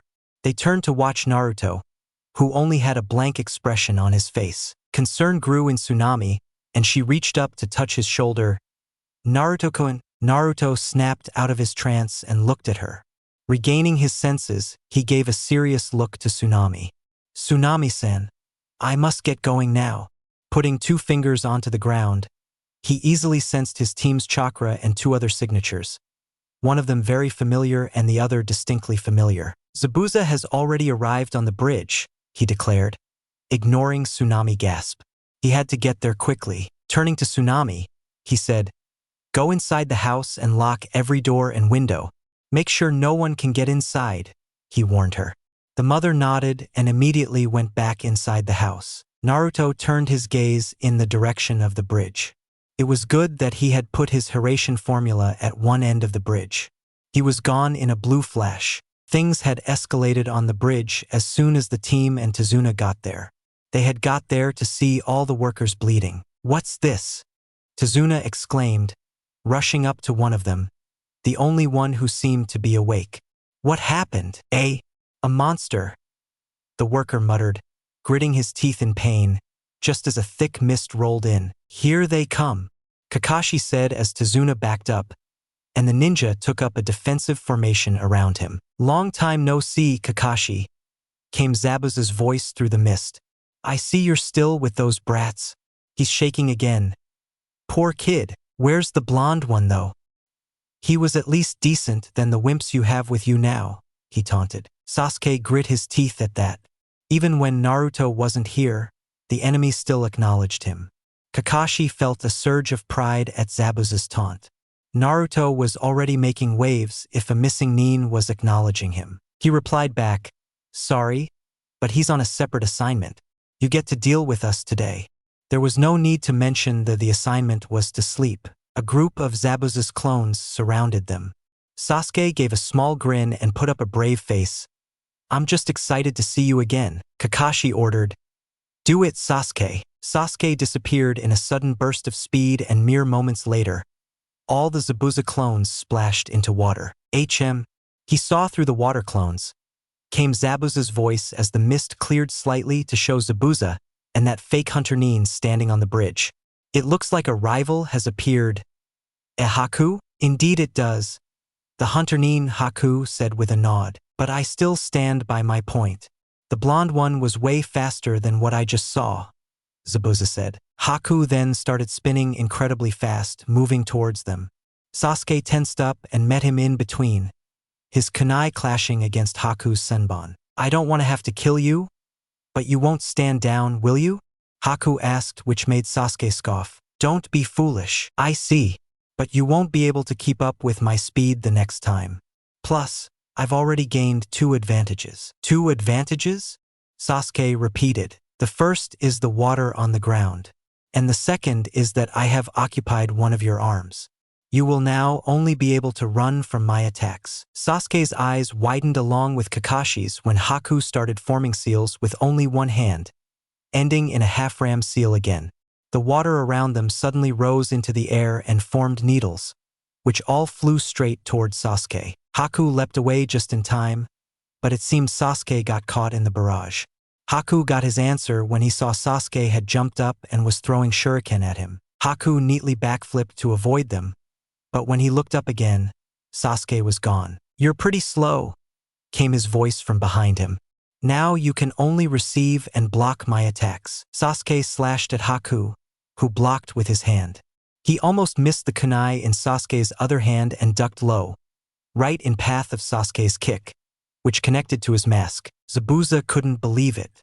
Haku lost in speed? Sasuke couldn't help himself. Looks like my speed is better than yours. However, Zabuza quickly recovered and said, at this rate, you will be defeated, Haku. You know that, right? Haku got up and formed a strange hand seal. Yes, we can't have that now, can we? All of a sudden, the air seemed to get cold. Hijitsu, Makyu Hayushu. Secret technique, demonic ice mirrors. The water on the ground around Sasuke suddenly rose up to form plates of water, which froze and took on an appearance akin to that of a mirror.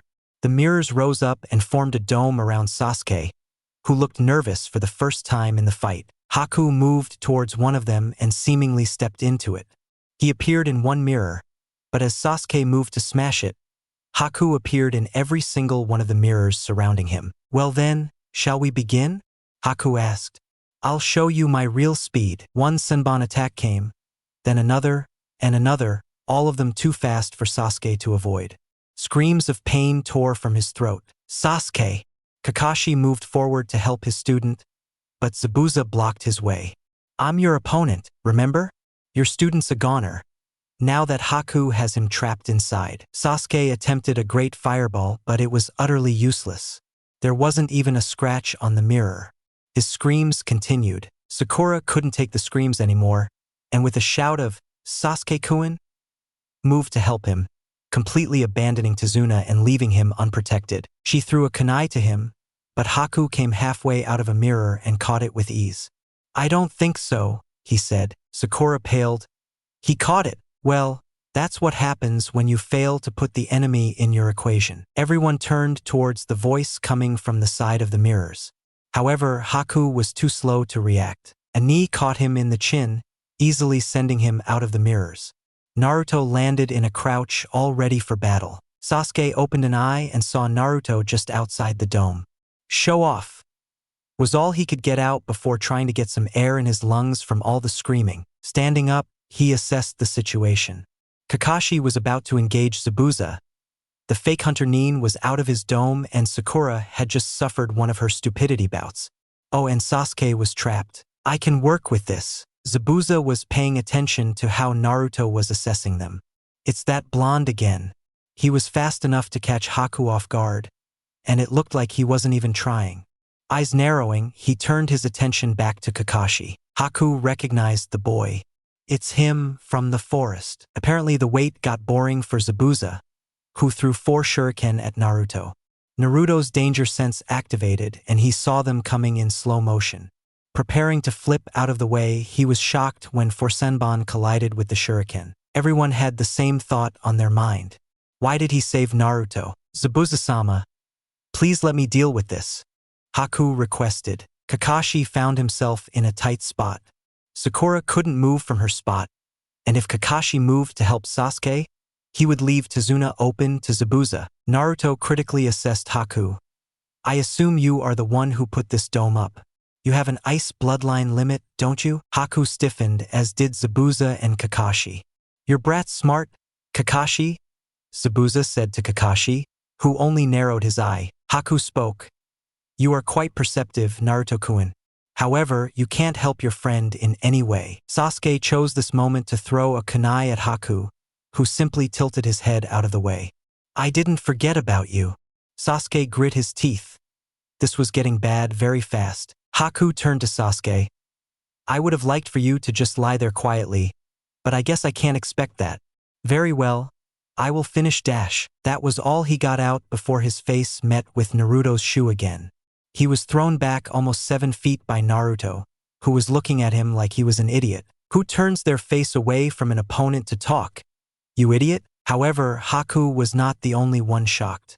Sasuke, Sakura, Kakashi and Zabuza were thinking along a similar wavelength. He was fast enough to catch me off guard the same way, a second time. Since when was Naruto so fast? That dope.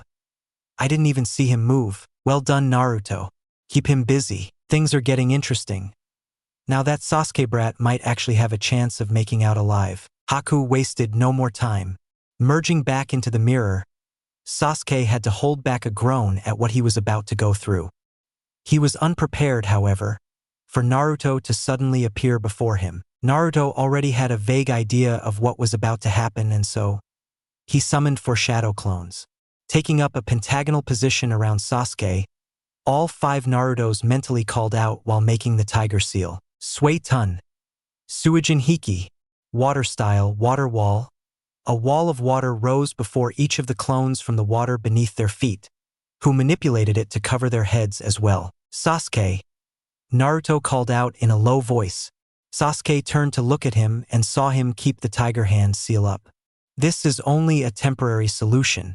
Whatever he's gonna throw at us dash. Senbon. Naruto rose his eyebrows. Okay, Senbon it is. They will pass through anyway then. I want you to be on guard in case he comes out of the mirrors. As Naruto predicted, Senbon came at them from all the directions. Naruto and his clones made their wall as thick as possible.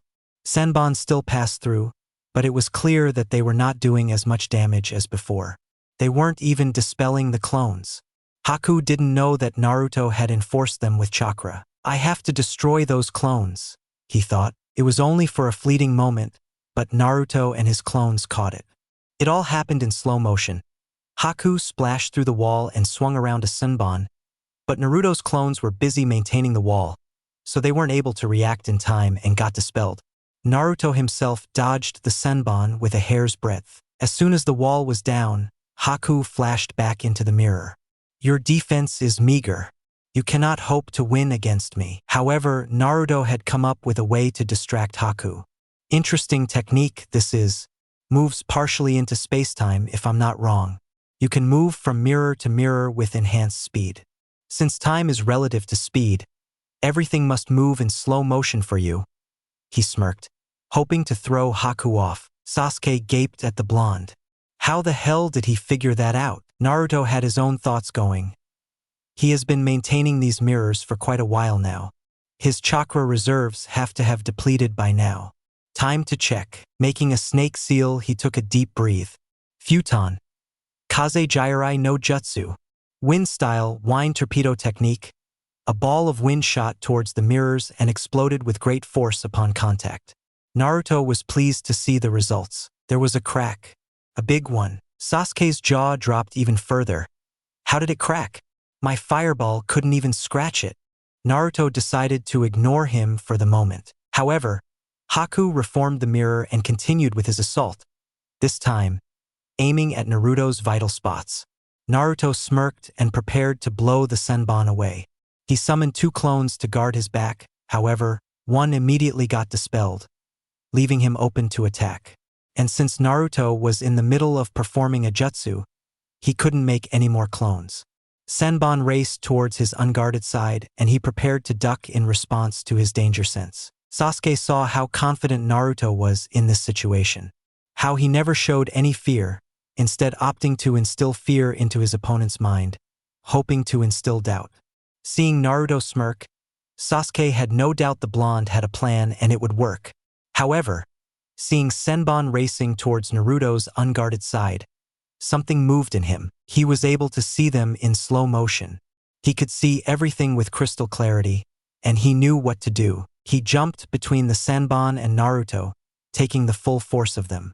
Naruto turned around and his eyes widened on seeing Sasuke take the attack. Not dropping his guard, he spoke with clenched teeth. What the hell was that, Sasuke? Why did you do that? Sasuke was losing consciousness fast, so he spoke. I don't know. My body just moved on its own. My brother is still out there somewhere. Don't die, Naruto. With that, he fell unconscious. Naruto couldn't check if Sasuke was really dead without dropping his guard, so he was forced to assume the worst-case scenario. Sasuke was likely close to death, or was already dead. Unimaginable anger washed over him, making him tremble slightly. Unknown to him, a layer of extremely dense orange chakra began to cover him. Kurama's voice rang out in his head. Naruto, you are drawing on my chakra in your anger. Calm down, or you'll be nothing more than a berserker. Naruto argued back. He killed Sasuke. How do you not expect me to get angry? Kurama snarled. This is not the time to lose your mind, Naruto. I did not train you to be so weak against your emotions. Control them. Flow with them in such a way that they become your weapon against your enemy. The anger in Kurama's voice snapped him out of his anger.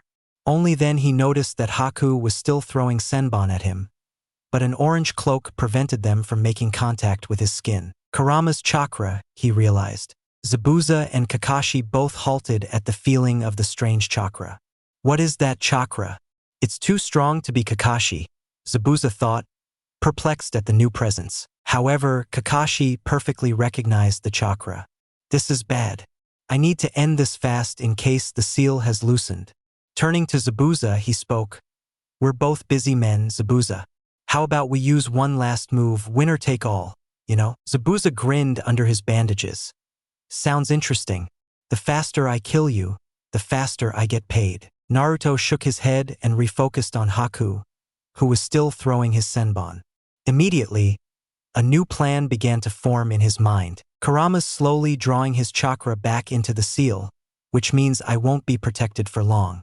That Hunter Nin is insanely fast, but not that fast that it can't be tracked by me if my danger sense remains activated, or Sasuke's Sharingan, which, if I'm not mistaken, allowed him to see the path of the Senbon and jump to protect me. There's no time for exploding tags as well. I have to time it perfectly.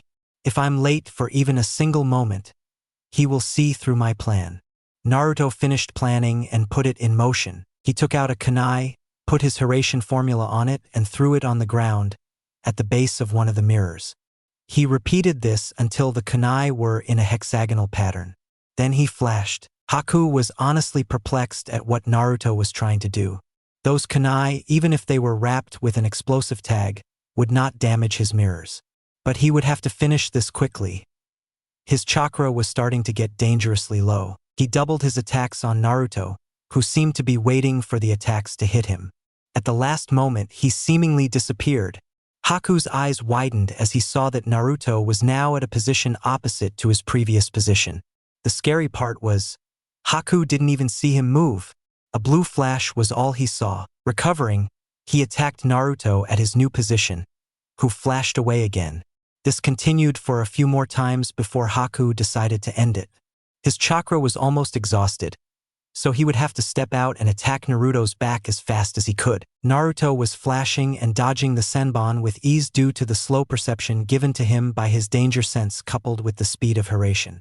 He was playing the waiting game. He knew Haku was close to getting exhausted, and he would attack Naruto's back, because he no longer had the chakra for a direct confrontation with Naruto, who had yet to feel a drain on his reserves. Sure enough, his danger sense alerted him that the Hunter Nin was exiting a mirror from behind him, attacking his back. This was what he was waiting for. He immediately flashed away to another kunai to his side, watching with satisfaction how the Hunter Nin missed him, toppling forward. That was the moment he struck. Naruto's chakra was incredibly dense, so it augmented his physical traits greatly. He was faster, stronger, agile than majority people of his age. So when Naruto directed his chakra and condensed it into his fist, the force was something that would have sent someone of his size flying a dozen meters away. His fist made perfect contact with the Hunter Nin's cheek. Coupled with the momentum of his flash step, Naruto slammed Haku into the mirror, breaking it like it was nothing more than a hard sheet of paper. Haku was sent flying back from the force of the fist, all his mirrors shattered. He could not believe Naruto was this strong. To have a way to avoid his senbon within the dome, chakra dense enough to crack his mirrors. He was pretty sure his jaw was cracked, although it would have been broken if not for his mask, which was now shattered. It was a miracle he wasn't knocked out. Naruto looked with shock at the Hunter Nin, who was now revealed to be Haku. He couldn't help but feel hurt at how a person who he thought understood what Naruto stood for so perfectly would hurt his comrade. Haku gazed at Naruto with a blank expression. "Why won't you kill me when I've killed your friend?" Naruto turned to look at Sasuke, who resembled more a pincushion than a human. A brief surge of anger hit him, causing him to punch Haku straight in the gut. The force behind the hit knocked Haku down to his knees, but he knew Naruto had held back. Fighting the pain, he spoke. "Was he not an important person to you?" Naruto thought back to his meeting with Haku in the forest, where Haku had told him how had an important person, and how he would protect him. "Zabuza's your important person, isn't he?" he asked softly, though he already knew the answer. Haku nodded in agreement. He then proceeded to tell him how he had important people other than Zabuza a long time ago. How his father tried to kill his mother, how he tried to kill Haku because of his bloodline. Haku had killed his own father in defense. He had suffered through the most terrible feeling there was, the feeling that no one wanted you. Then Zabuza found him, raised him. Haku felt like he was Zabuza's most trusted tool. "Please kill me." Zabuza had Kakashi where he wanted him. Kakashi had no way of knowing where Zabuza was, but Zabuza was aware of everything that Kakashi was doing, or so he thought. Kakashi apparently had another trick up his sleeve. He summoned his Ninken had tracked Zabuza through the mist. The dogs had trapped Zabuza in his place, allowing Kakashi the time to execute his one original move, the lightning cutter. Raikiri. He held electricity in his hands, causing Zabuza's eyes to widen at the sheer amount of chakra Kakashi was exuding. "That thing can cut through anything." Kakashi ran at Zabuza, intent on finishing this once and for all. Naruto found this so wrong he just wanted to leave Haku alone. But it was evident the pain that Haku carried. Zabuza was most like dead now, which meant Haku had no one left in the world. Again, "Just kill him, Naruto, if only to spare him the pain." Kurama's voice came through. Naruto gripped his kunai so tightly that his knuckle had turned white. Nevertheless, he prepared himself. He channeled pure wind chakra through his kunai, causing it to resemble a blue dagger.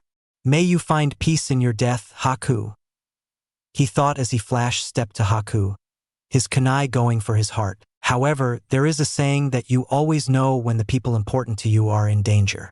Perhaps that was the reason that Haku was able to grab Naruto's arm in mid-swing. Naruto was more than shocked, he was stupefied. How the hell did Haku grab his arm? It was then he paid attention to his senses. Kakashi's chakra had taken the form of pure electricity. Wait, if Kakashi-sensei is still using jutsu, then that means Zabuza is still alive. As is to confirm his thoughts, Haku spoke, "Sorry Naruto-kun, but I can't die just yet." Making some one-handed seals, he disappeared in a shunshin. "Damn it!" Naruto cursed before he too flash-stepped to Kakashi's location, just in time to see Haku getting impaled by Kakashi, whose hand was coated in electricity. Zabuza took this opportunity to swing his blade at Kakashi, who jumped back. Closing Haku's eyes, he proceeded to brutally disable Zabuza's arms by piercing them with kunai. Well, it seems the demon of the mist is nothing more than a failure. All of them turned to face the owner of the voice, who was revealed to be a rather short man. "Sorry Zabuza, but you die here. You see, hiring official ninjas costs a lot of money, so I hired a missing ninja like you. If you ninja had killed each other, it would have saved me the trouble and the money." A nasty smirk crossed Gato's face. "If you ask me, you're nothing more than a cute devil. Sorry for the skip, but everything after this is the same until Zabuza collapses." One of the thugs called them out. "Hey, don't think you bastards are off the hook. You just killed our only source of revenue. Now we will have to attack the town and steal all the valuables." The other thugs roared their agreement. Naruto turned to Kakashi. Sensei, do you have any way to take care of them all? Kakashi shook his head, an angry sigh escaping his lips. No, I used up too much of my chakra. Naruto grit his teeth. I could end this in mere moments, but I risk exposing the flying thunder god. Damn it. He took a glance towards Sakura and Tazuna. Sakura had her head buried in Sasuke's chest and was sobbing her heart out. Just seeing Sasuke's body lying there unmoving caused his anger to resurface. Gritting his teeth, he turned to Kakashi. Kakashi-sensei, I want you to go back. Kakashi stared at Naruto, trying to figure what his student was up to. Tazuna-san is going to see it anyway, but please tell him not to mention it in front of our team, and prevent Sakura from gazing ahead. Block her view if you have to, he said with utmost seriousness. Kakashi's eyes widened. Naruto, don't tell me. You are going to use dash. Yes. Naruto cut him off sharply. Now back off, he almost commanded him. Kakashi, though, only nodded and backed away, intent on following Naruto's instructions. If Naruto didn't want his team to know of his ace in the hole just yet, he would respect that. But Tazuna needed to be warned to keep quiet. After Kakashi backed away, Naruto faced the thugs, a serious look on his face. One of the thugs laughed. Oh, you think you can stop us alone, brat? Another one spoke up. Hell, at this point, even just one of us would be able to take you out. The thugs laughed at that. Heart pounding, he tried to not let his nervousness show. He was about to end the lives of almost 100 people. Just go with it, please. Steeling himself, he took out a kunai and put his formula onto it. The thugs noticed it and laughed even harder. Brat, you can't even take one of us down with that. However, Naruto ignored that and threw the kunai. Ninpo. Kunai kage bunshin no jutsu. The one kunai became hundreds and were scattered on the ground between Naruto and the thugs. The one standing on the front snorted. Looks like you missed, kid. They charged with a roar after that, each one having some weapon with them. Naruto took 2 of his kunai in his hand and channeled wind chakra, making them look like a blue dagger. He took a stance and a deep breath and waited for all the thugs to enter the area of the marked kunai. When they did, he unknowingly said the phrase his father was feared for. I'll end this in a flash. What followed was a total massacre. Kakashi's eyes were blown wide after hearing Naruto speak. He only saw blue flashes, too fast for his Sharingan to keep track of. Naruto went into a trance as he flashed again and again through the thugs like a hot knife through butter. He wasn't even thinking. His body was moving by instinct alone as all the thugs were taken down in less than 5 seconds. He was going so fast that not even the droplets of blood were fast enough to land on him. Kakashi didn't know what to think or feel as he saw his student accomplish a feat that no one but his sensei could do. On one hand, he felt like his chest was going to burst with how much proud the man was of his student. On the other hand, he felt somber that Naruto already had so many deaths on his hands. So he settled for middle ground. He just relaxed as much as he could, knowing it was all over. He then turned to Tazuna to relay Naruto's words. Naruto stood in the middle of it all, not even covered by blood. He was in a haze. So many people died by his hand in just one day alone.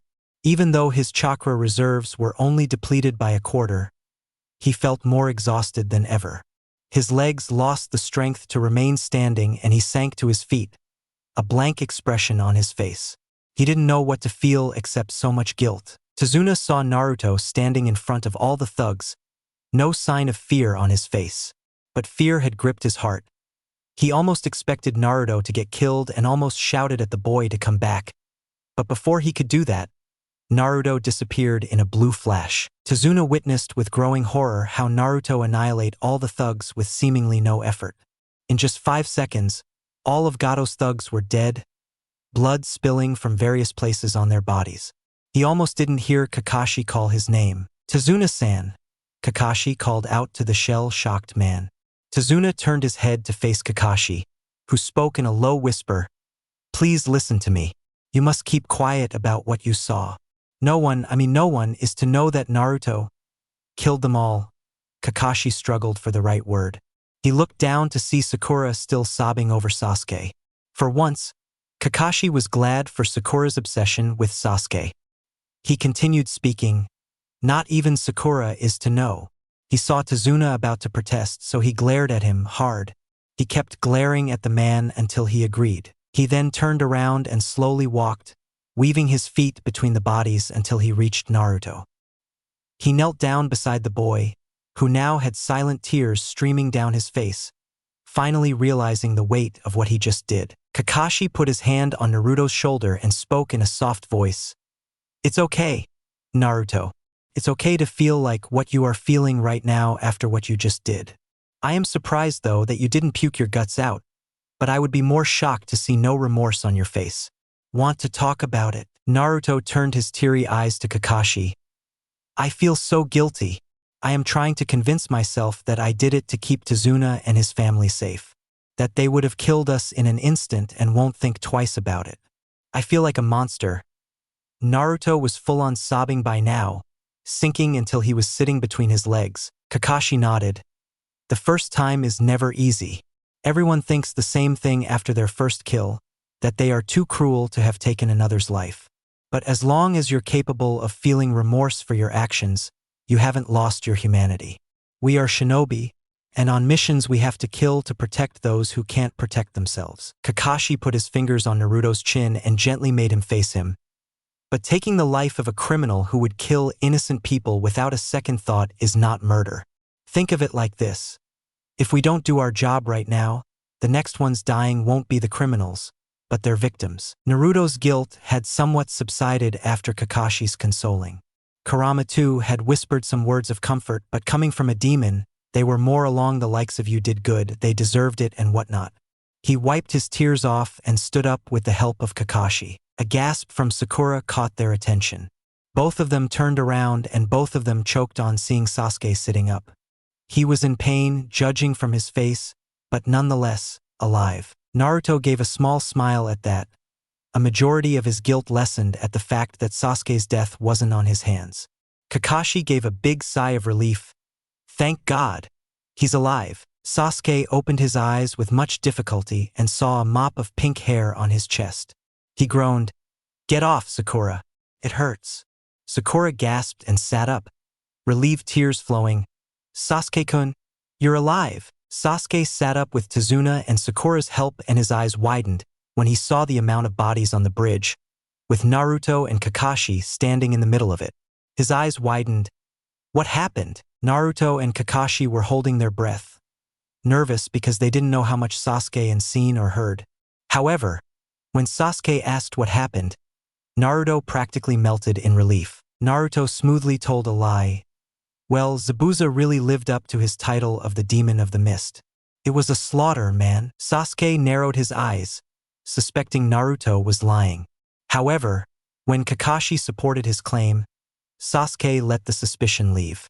The sound of rapid footsteps caught their attention. Turning around, Kakashi and Naruto saw the citizens of Wave. Inari quickly ran up to Naruto. "Ni-san, what happened here? Is everyone all right? Are you all right?" Chuckling tiredly, Naruto fondly riffled Inari's hair. "Everyone is all right, Inari. Though I do need to lie down a bit." Inari then saw the scene of slaughter for the first time. His eyes widened and he turned to Naruto.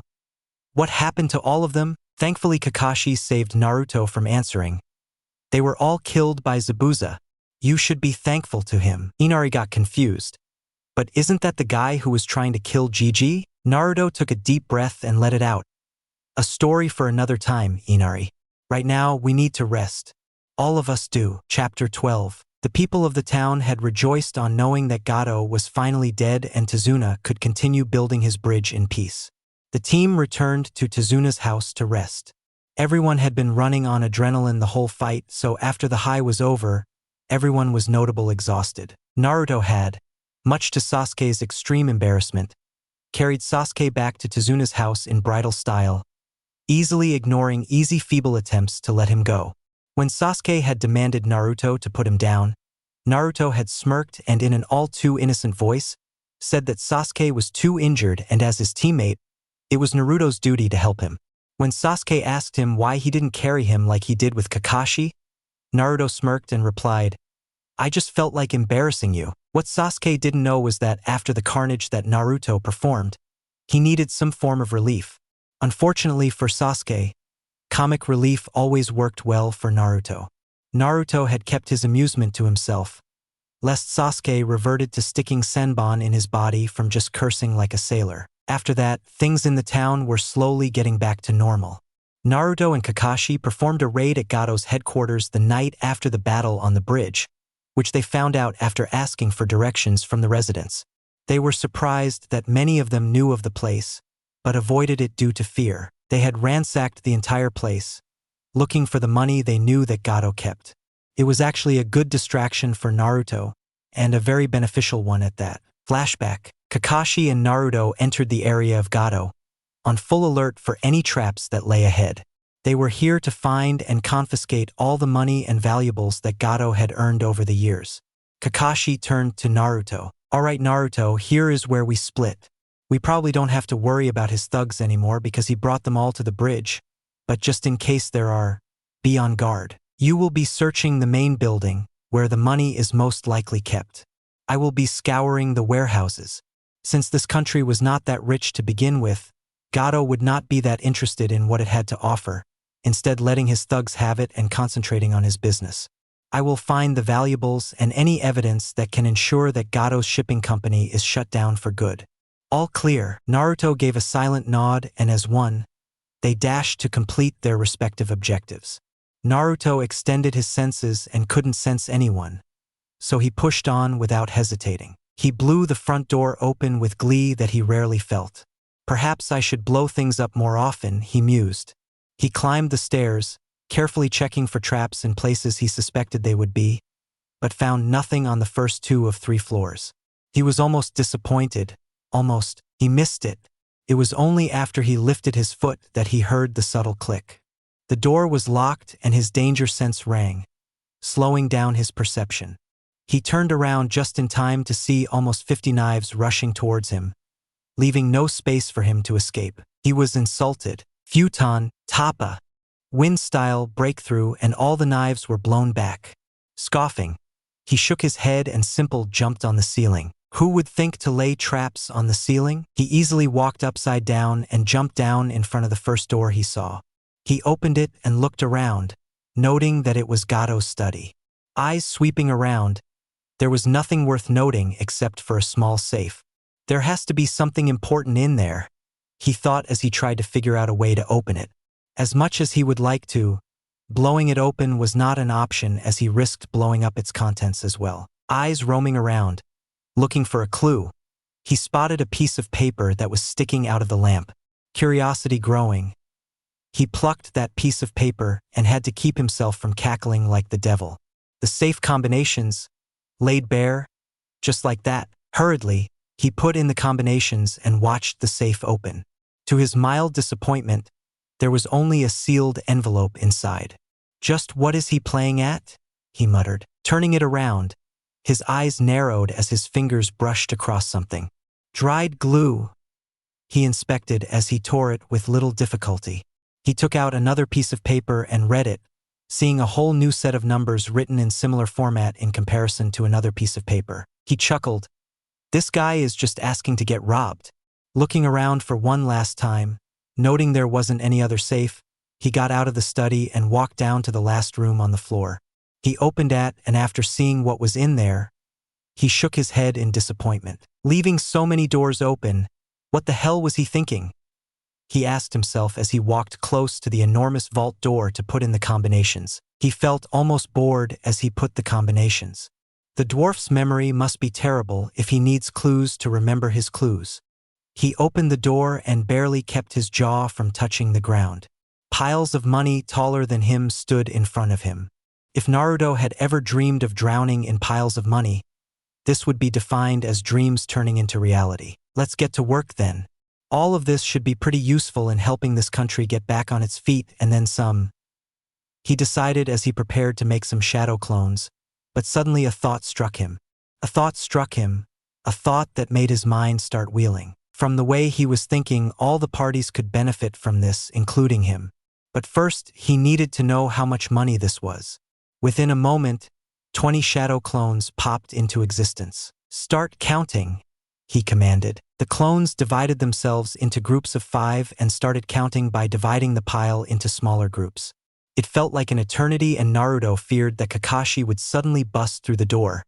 But a call from one of the clones caught his attention as he was looking out on the grounds. "Boss, we're done," he called out.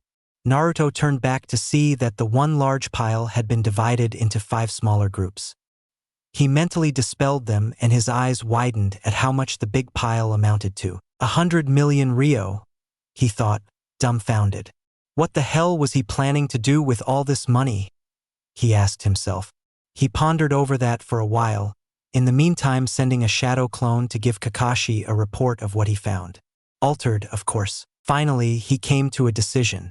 Considering that this was a high A-class mission, 1 million ryo could be taken from this and ease the burden off Tazuna.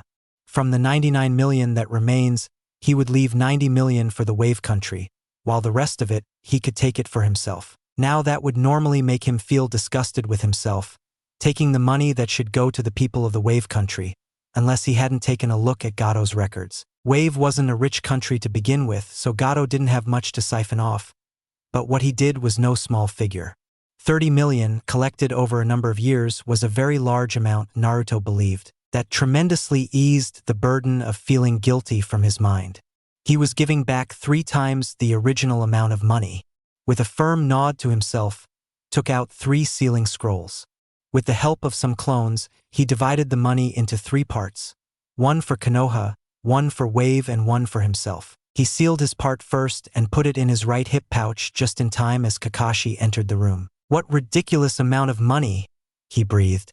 Naruto slipped into his normal and innocent mode, the mode he usually used to take the blame off himself after pranks. Keeping his voice level, he nodded and said, "Yeah, makes you want to think what you would do if you had this kind of money." They both looked at the pile of money. Naruto added in, "I already divided the pile up.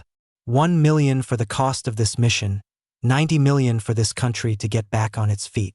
He was counting on Kakashi assuming that there was 91 million ryo. Thankfully for him, Kakashi did just that. Kakashi nodded, not suspecting Naruto in the least.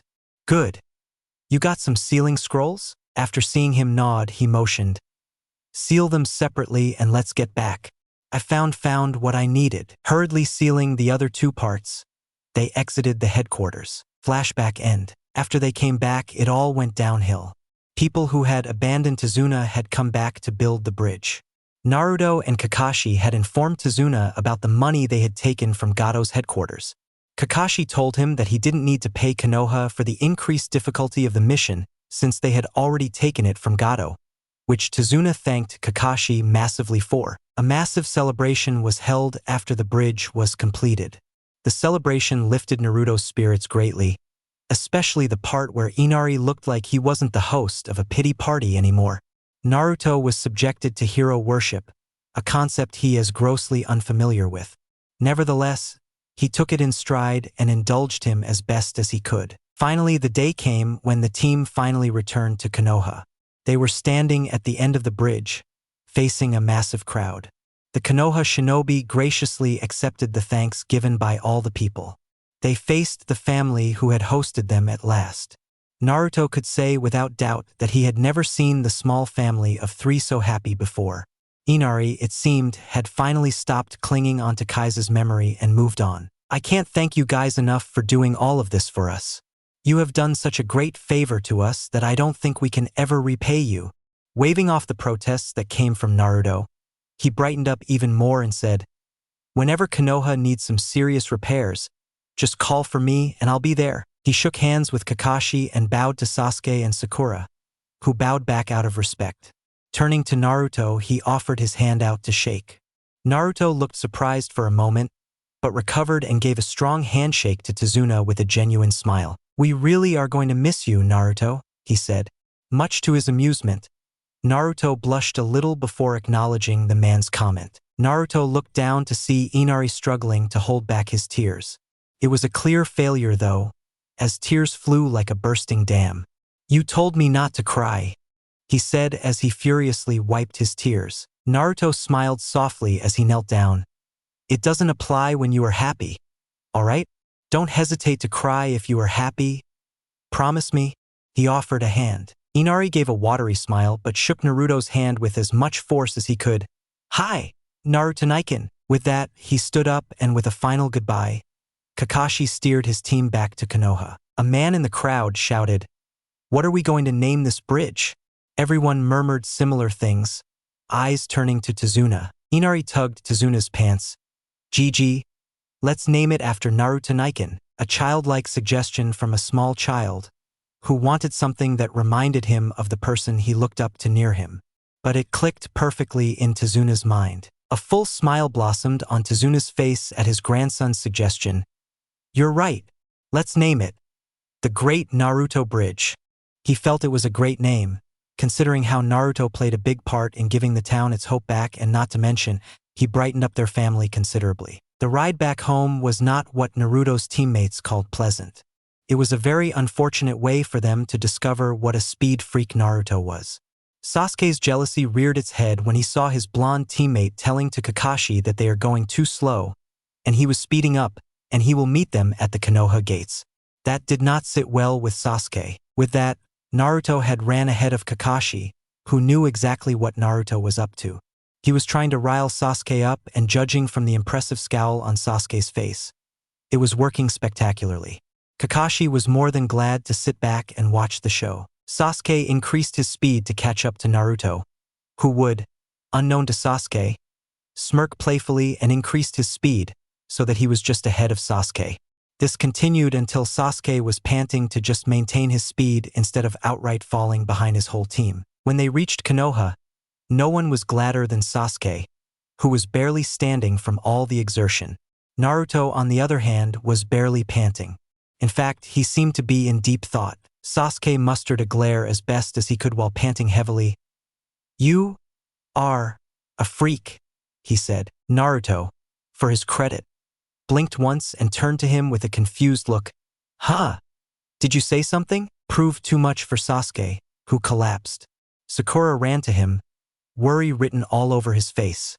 Naruto scoffed and turned to Kakashi, who giving him a strange look. It almost felt like reverence and pride. "They grow so fast," he heard the man mutter while wiping a fake tear from his eye. Naruto rolled his eyes and spoke. "Are we going to the Hokage's office or not?" The visit to the old man was interesting. When Kakashi first told him what had actually happened on the supposedly C-rank mission, he took a deep breath and calmly asked the genin to wait outside his office while he had a word with Kakashi. Naruto had figured out instantly what was going to happen and walked out, but not before giving a shit-eating grin to Kakashi, whose eye visibly twitched. He knew that the blonde knew he was going to get chewed out, and he was enjoying it. 15 minutes of chewing out later, they were called back into the office again, where the Hokage congratulated them on surviving the mission and then congratulated them individually on their performance.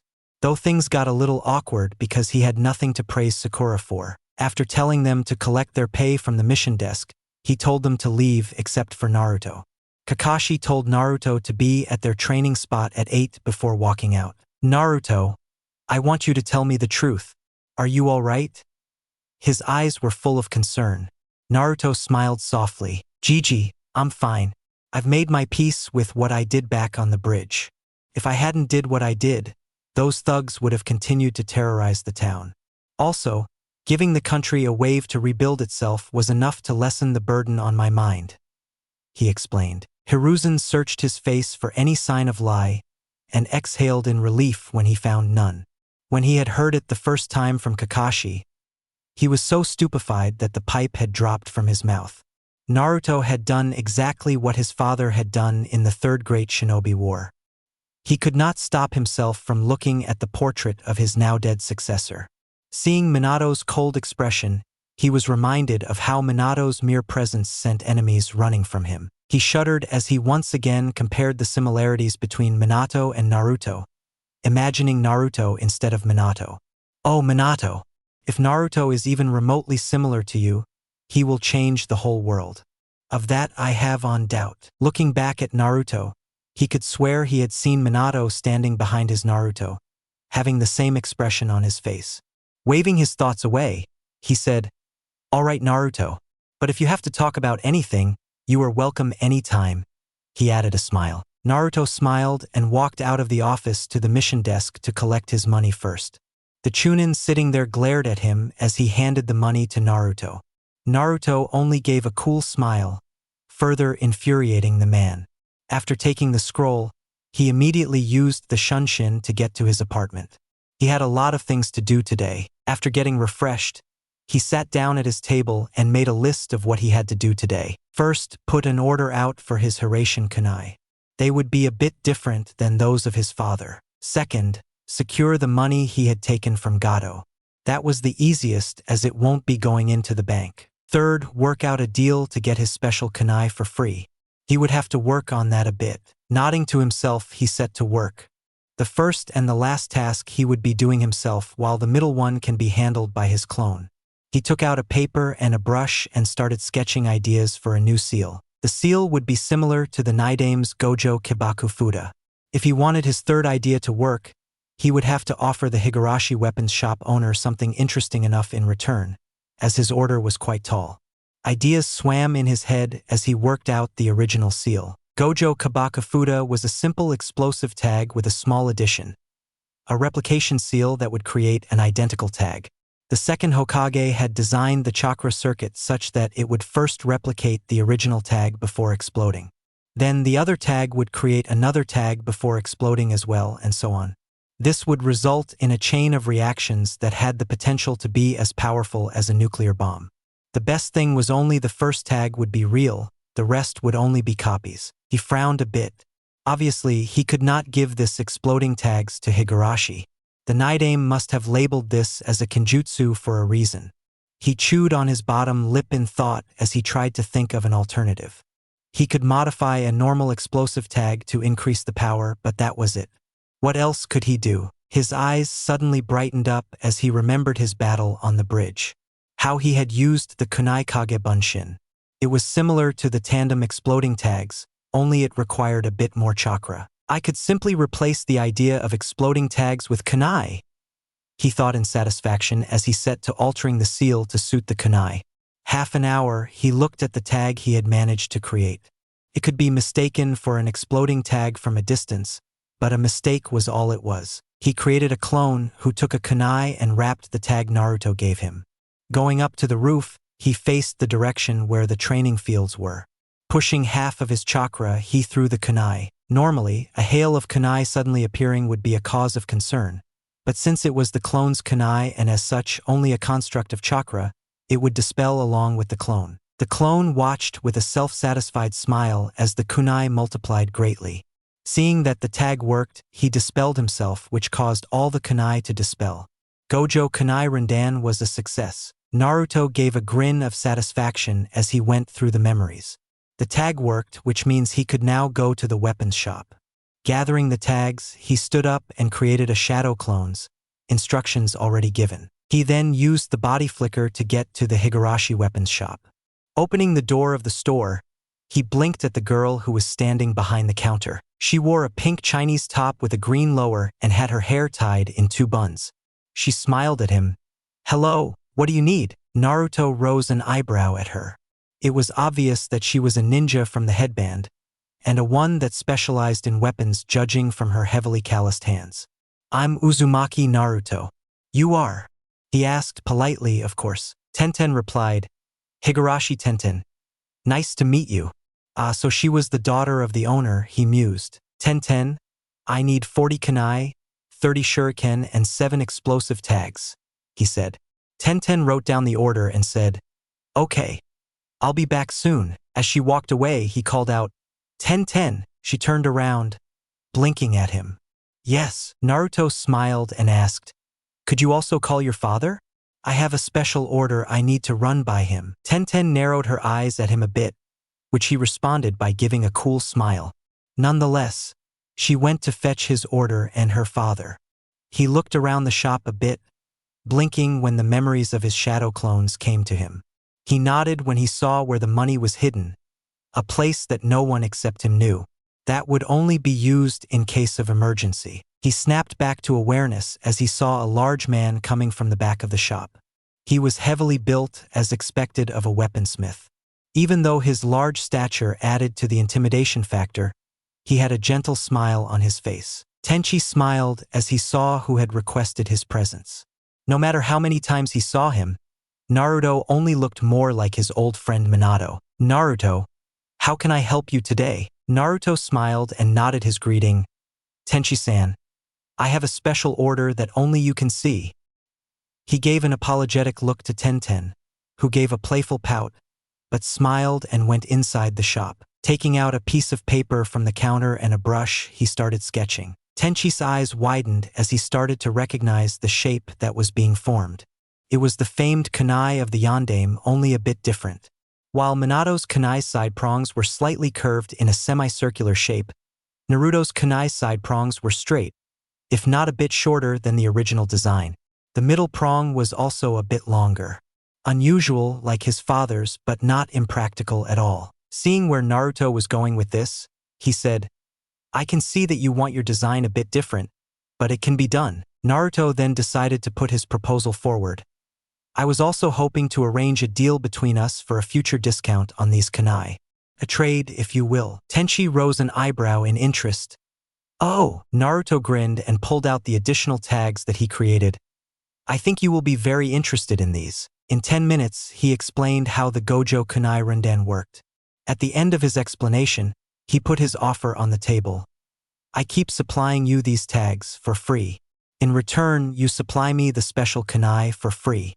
A fair trade, considering their battle potential." Tenchi rubbed his chin in thought. He could see that the tags had a very high chance of selling. Hell, he might even say that the value of the tags were higher than the tri-pronged kunai, as it was only an oddly shaped kunai and nothing more. Still, he needed to see how much thought Naruto had put into making these tags. "I don't know, Naruto. Don't you ninjas have a jutsu that multiplies the number of kunai as well? Why would they use this tag and not that jutsu?" Naruto had half expected this question, so he answered, "The kunai Kage Bunshin is a variant of Kage Bunshin, so it uses up a large amount of the user's chakra, leaving them very little chakra and a high risk of getting chakra exhaustion quickly. In my tags, you only have to push a little chakra to multiply the number of kunai by large." Tenchi grinned. "You have a deal, Naruto. As long as you keep supplying these to me, you can get your order for free." Naruto grinned and held out his hand for Tenchi to shake. "Then we have a deal. You can keep these tags, so how long before I can get 30 of my kunai?" Tenchi shrugged. "You can collect them from me tomorrow." Naruto smiled and nodded, walking out of the store after collecting and paying for the order he gave to Tenten. He blinked when he saw it was already early evening. Might as well get some training done. Master those jutsus back from the wave, he decided as he made his way to the Senju library. He proceeded to spend the entire night training with his shadow clones, which were in an absurd amount of 200. Suiton. Daibakufu no Jutsu, to his pleasant surprise, required him to reduce only 2 more hand seals, bringing the number to 8. The Suryuden, on the other hand, would require much more training.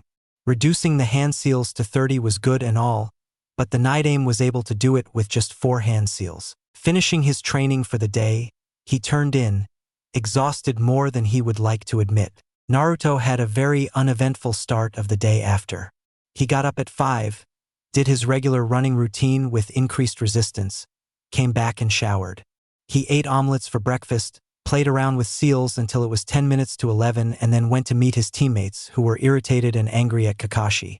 Again, he thought that maybe Kakashi might give them something interesting to do, like another C-rank mission or some training. But no, they did some lame D-rank mission of taking the weeds out of someone's garden, before Kakashi dismissed them, saying something about keep training. After that, he was aimlessly roaming around, thinking about what happened after their mission. It was the only highlight of his day until now. Flashback. "All right, you are dismissed," Kakashi said in his ever-lazy tone, eyes not moving from his book. Naruto groaned. "Come on, Kakashi-sensei. It is only noon right now.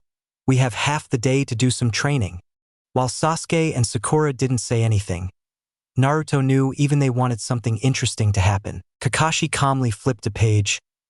"Naruto, I dismissed you already. You can do your own training now." He looked up from the pages. "Trust me, It's better that you all train by yourself right now. Perfect whatever you have learned until now. Smiling, he was gone in a puff of smoke. Sakura turned to Sasuke, blushing lightly. Sasuke-kun, would you go out with me today, now that we're free? As usual, Sasuke scoffed and walked away saying, You heard Kakashi-sensei. I'm going to train myself. He looked at her from the corner of his eye. It's better that you do too. Right now, you are the weakest member of this team. Naruto winced at his teammate's blunt words, but what he said was true. A simple punch was enough to take Sakura out, which was not a good thing. Shaking his head, he formed a half-ram and vanished in a wind shunshin, leaving Sakura to her thoughts. He was walking towards a dango shop when he saw Team 10 coming out, chewing on some dango. Smiling, he walked towards them to catch up with Shikamaru and Chuji. Oi, Shikamaru, Chuji. The mentioned genin looked up in surprise and smiled when they saw Naruto waving towards them. Yo, Naruto. Shikamaru gave a lazy wave while Chuji was more enthusiastic. Ino, on the other hand, scowled a bit. She never liked Naruto. He was too loud and annoying according to her. Naruto stopped in front of them. What's up? Where's Asuma-sensei? Chuji replied. Asuma-sensei dismissed us for the day. What about you, Naruto? Naruto shrugged in response. Kakashi-sensei dismissed us early too. Very unusual of him, if you ask me. Ino couldn't hold back her sneer. Well, no one's asking you. Naruto glanced at Ino and rose an eyebrow. Nice to see you too, Ino. That was all he said before he turned to Shikamaru, asking if he and Chuji could spar with him. Shikamaru sighed, muttering troublesome under his breath, but agreed along with Chuji. It would allow them to see how far they have come, though he knew that they wouldn't be defeating Naruto anytime soon. Ino scoffed, smirking at Naruto. You really shouldn't be asking to spar with Shikamaru and Chuji. They would wipe the floor with you, dead last. Chuji did not like what Ino implied, and he prepared to defend Naruto when Naruto spoke before him. Amusement written all over his face. Oh, really? Ino nodded. Even I could kick your ass. I bet that on the C rank turned A rank your team went on. Sasuke-kun saved your ass and defeated Zabuza. Naruto looked confused and asked Shikamaru, How do you guys know about that? Shikamaru replied, Asuma-sensei apparently heard it from your sensei and told us. Naruto nodded and turned back to Ino. This was the perfect opportunity for him to teach Ino a lesson about how to not act like a bitch. He asked her, How about a spar, Ino? If you said you can beat me, then I wouldn't mind a workout right now before losing to you. Ino smirked, thinking she could easily beat him. Then let's go. Training ground 10. After they reached there, Naruto and Ino stood in front of each other, with Shikamaru acting as the referee. This is only a spar. You only knock the other unconscious, not kill them. Are you ready? Even speaking in his lazy tone, he sounded serious. Must be a Nara thing, he mused. Naruto and Ino nodded, falling into their stances. Shikamaru chopped the air. Hajime! He fell back after that. Naruto, keeping his guard up and deciding to bait Ino, relaxed and put his hands in his pockets. Ino scowled and asked, What the hell are you doing? Naruto cleaned his ear. It's just that. You don't threaten me, Ino. Ino snarled and dashed forward, throwing a punch, intending on breaking his nose. Her anger turned into shock when Naruto simply stopped her punch with one hand. He didn't even look like he tried. Shikamaru and Chuji were surprised as well, but not as much as Ino. They knew Naruto was not the dead last, even in academy. If anything, he was perhaps the strongest of the rookies. Ino's going to get beat up, isn't she, Shikamaru? Shikamaru simply hummed in response. Ino was getting very frustrated. Naruto was dodging her attacks like he had all the time in the world, and he was blocking them like they had no power behind them. She decided to goad him. Are you too afraid of countering?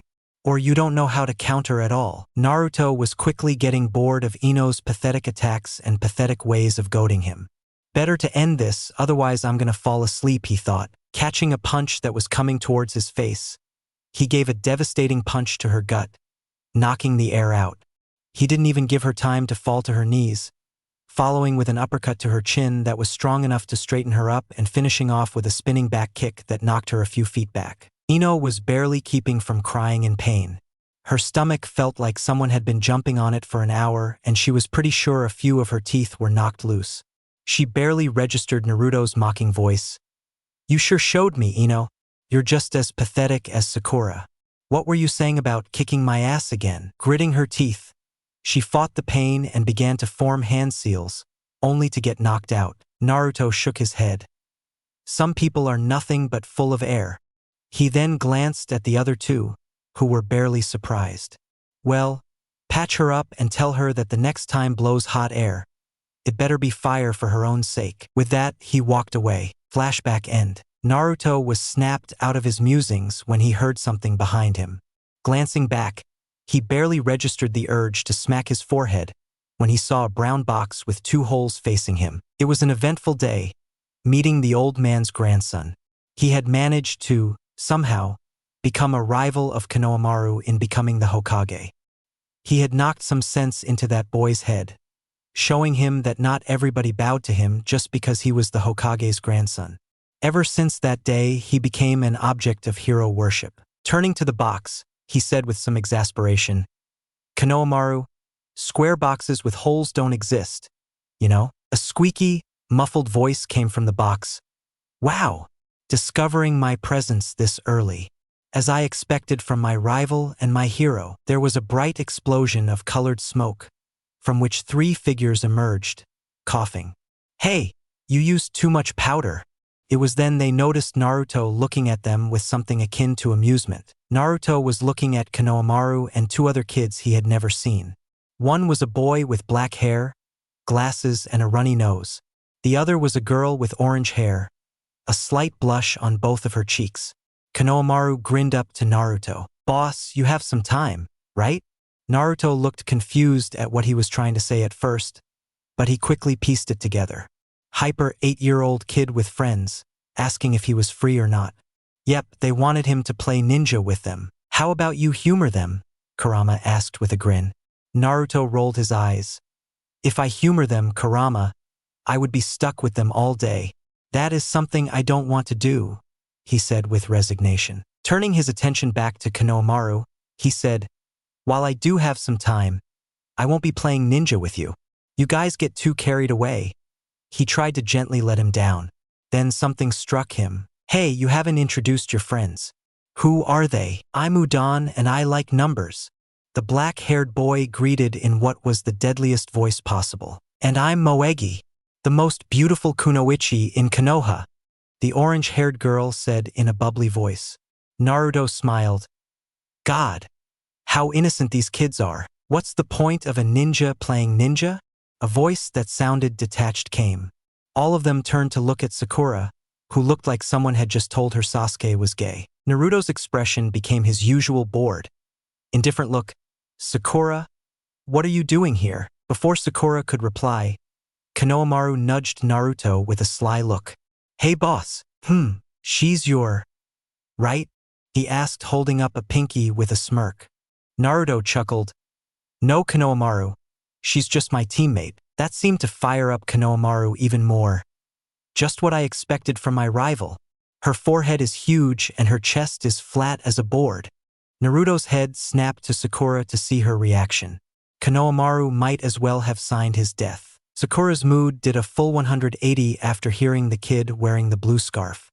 She got a menacing look on her face and cracked her knuckles, clearly saying, "You are dead." Naruto pushed Konohamaru. "Run, kid. I'll meet you later." Konohamaru needed to more pushing as he ran in the opposite direction with his friends, screaming in horror. Naruto shook his head and made to follow him, ignoring Kurama's chuckles. That kid has a lot to learn, he thought as he made a shadow clone who took after Konohamaru while he took a different path. If he was fast enough, his little rival wouldn't have bumps in his head. He kept his sensing active to track Sakura's signature and made his turns such that he would meet them in the opposite direction. What he did not expect was face the back of 2 shinobi his age, one boy and a girl, the boy holding up Konohamaru who was terrified. That's not good, he thought as he perfectly switched with his clone, and that was when he got a good look at the foreigners. The one that held Konohamaru honestly looked like a cat, with how his headwear looked. He was wearing face paint of all things, black sandals, black shirt and black pants. The other one was the one who caught his attention in a way that no girl had caught before. He somehow couldn't stop staring at her. She was, by far, the most beautiful kunoichi he had ever laid his eyes on. She wore a single light purple-colored, off-the-shoulders garment that extended to halfway down her thighs, with a red sash tied around her waist. She wore a fishnet over her exposed shoulders, along with on her left thigh and right calf. She was also carrying a large fan on her back. She had her hair towed up in 4 ponytails, with a rather developed chest for her age, which he guessed was a year higher than them, curves in all the right places, slightly tanned skin, sandy blonde hair and alluring teal eyes. Temari noticed the blonde boy staring at her and couldn't help the slight blush that came onto her age. He was pretty tall, easily a bit above 5 feet and obviously well-built if how his clothes fit him were anything to go by. His hair, to her pleasant surprise, was a very golden shade of blonde, bordering on yellow. She looked at his eyes and her blush darkened a bit. His eyes were the most beautiful azures she had ever seen, staring at her with curiosity and something else she couldn't identify, but it gave her a warm feeling. She shook her head and focused on her brother, who was glaring at the kid with annoyance. "That hurt, you damn brat." He was clearly pissed off. Naruto decided that now was the time to intervene and with a hidden signal to his clone, spoke up, "You might want to put him down, Kabuki boy." That only seemed to piss him off even more. "Yeah? What if I don't?" He then froze, getting the unmistakable feeling of a kunai on his neck. "I don't need to say it, right?" Temari looked with wide eyes as the blonde who was standing before them had somehow made a clone who was holding a kunai to her brother's neck. And they hadn't even seen him move. "He's good," she thought as she saw Kankuro grudgingly release the boy, who ran and hid behind the blonde's legs. A second later, a pebble hit his hand, which he clutched in pain and cried out, "Who did that?" Naruto couldn't help the sigh that came out. Didn't he say he was going to train? He had already sensed Sasuke, who was standing on the branch of the tree behind him, bouncing a pebble in his hands with a superior look on his face. Interestingly, he also sensed another guy, who was giving off a very malicious feeling and oozing off killing intent like nobody's business. Deciding to address it later, he turned his attention back to in front of him. "Sasuke-kun!" Sakura shrieked. Naruto rubbed his ringing ears at the terrible soprano. Temari looked at Sasuke. He's cute, but he's nowhere as handsome as the blonde," she smirked, eyes turning back to check Naruto out. Kankuro snarled and made to grab the package on his back, which Naruto deduced to be a puppet judging from their sand headbands and the fact that Suna is known for puppets, when he decided to intervene. Temari asked, "You're going to use Karasu, Kankuro?" "Wait!" His sudden exclamation momentarily stopped the sand shinobi momentarily. He pointed to the tree behind him. "I just wanted to know if the guy standing behind my teammate is with you or not." Both of their eyes widened along with Sasuke's, who whipped around to see a redhead standing upside down on a branch behind him. He had a kanji for love on his forehead, teal eyes with black rings around his eyes, giving him an appearance like a tanuki, and he was carrying a gourd on his back. He disappeared in a whirl of sand and reappeared by the side of the puppet kid. "Kankuro, stop it. We're not here to cause trouble. Stop embarrassing our village." He spoke in a voice so cold that even Naruto shivered. However, the reactions of the sand shinobi were even more scared. Kankuro stammered out an apology. "Jigara, they started it. They dash. Shut up, or I'll kill you," Gaara said in his deadly voice. Kankuro shut up immediately. Gaara turned to the Konoha shinobi. "Apologies to you guys."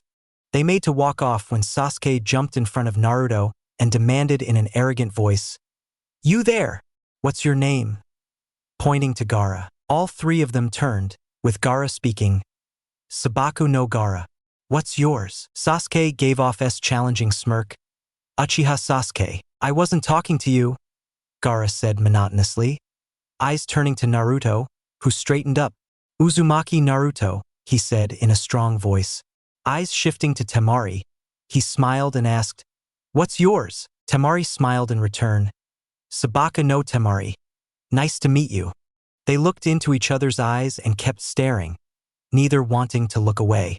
Unfortunately, Sakura chose this moment to speak up. Listen, although Konoha and Suna are allies, our treaty prevents shinobi from entering each other's villages without permission. State your purpose. Naruto simply looked on, his face not betraying anything. Temari spoke up, holding up her passport. As you can see, we're genin of Tsunade no Sato, Kaze no Kuni. We've come to this village to take part in the Chunin exams. She gave a mocking smile to her. Don't you know, being the genin of the host village? Naruto gave a shake of head from behind Sakura, clearly mouthing. Our sensei hasn't informed us yet, Temari. Temari had thankfully seen him and received his message, giving him a nod. The three Sand siblings then turned and walked away, leaving Team 7 with Konohamaru and his friends. You all should already know why people from other villages are here. The Hokage addressed the assembly of Jonin and Chunin. Kakashi spoke up. Is it that time of the year already, Hokage-sama? Asuma replied to him. I believe so. I have already seen a few shinobi the age of our genin in our village. Kurenai spoke up. When is it, Hokage-sama? 7 days from now, Kurenai-chan. Now, will all the Jonin step forward who are in charge of the newest batch of genin? Asuma, Kakashi, and Kurenai stepped forward. Hiruzen gave them a contemplative stare and asked, Do you wish to enter any of your genin in the exams? Kakashi spoke up. From the squad that I lead, Team 7, I recommend Uzumaki Naruto, Uchiha Sasuke, and Haruna Sakura to the Chunin selection exams under the name Hatake Kakashi. Asuma spoke next. From the squad that I lead, Team 10, I recommend Nara Shikamaru, Akimichi Chuji, and Yamanaka Ino to the Chunin selection exams under the name Sarutobi Asuma. Kurenai was the last. From the squad that I lead, Team 8, I recommend Hyuga Hinata, Inazuka Kiba, and Aburame Shino to the Chunin selection exams under the name Yuhi Kurenai. The crowd behind them erupted into murmurs. All three of them nominated their teams. All the genin being entered are fresh rookies. It's been so long since rookies have been entered in the Chunin exams. Irika, who had been standing in the back and watching his former students, who were not even 1 year into their career, get nominated for the Chunin exams, could hold it anymore. Please wait, Hokage-sama.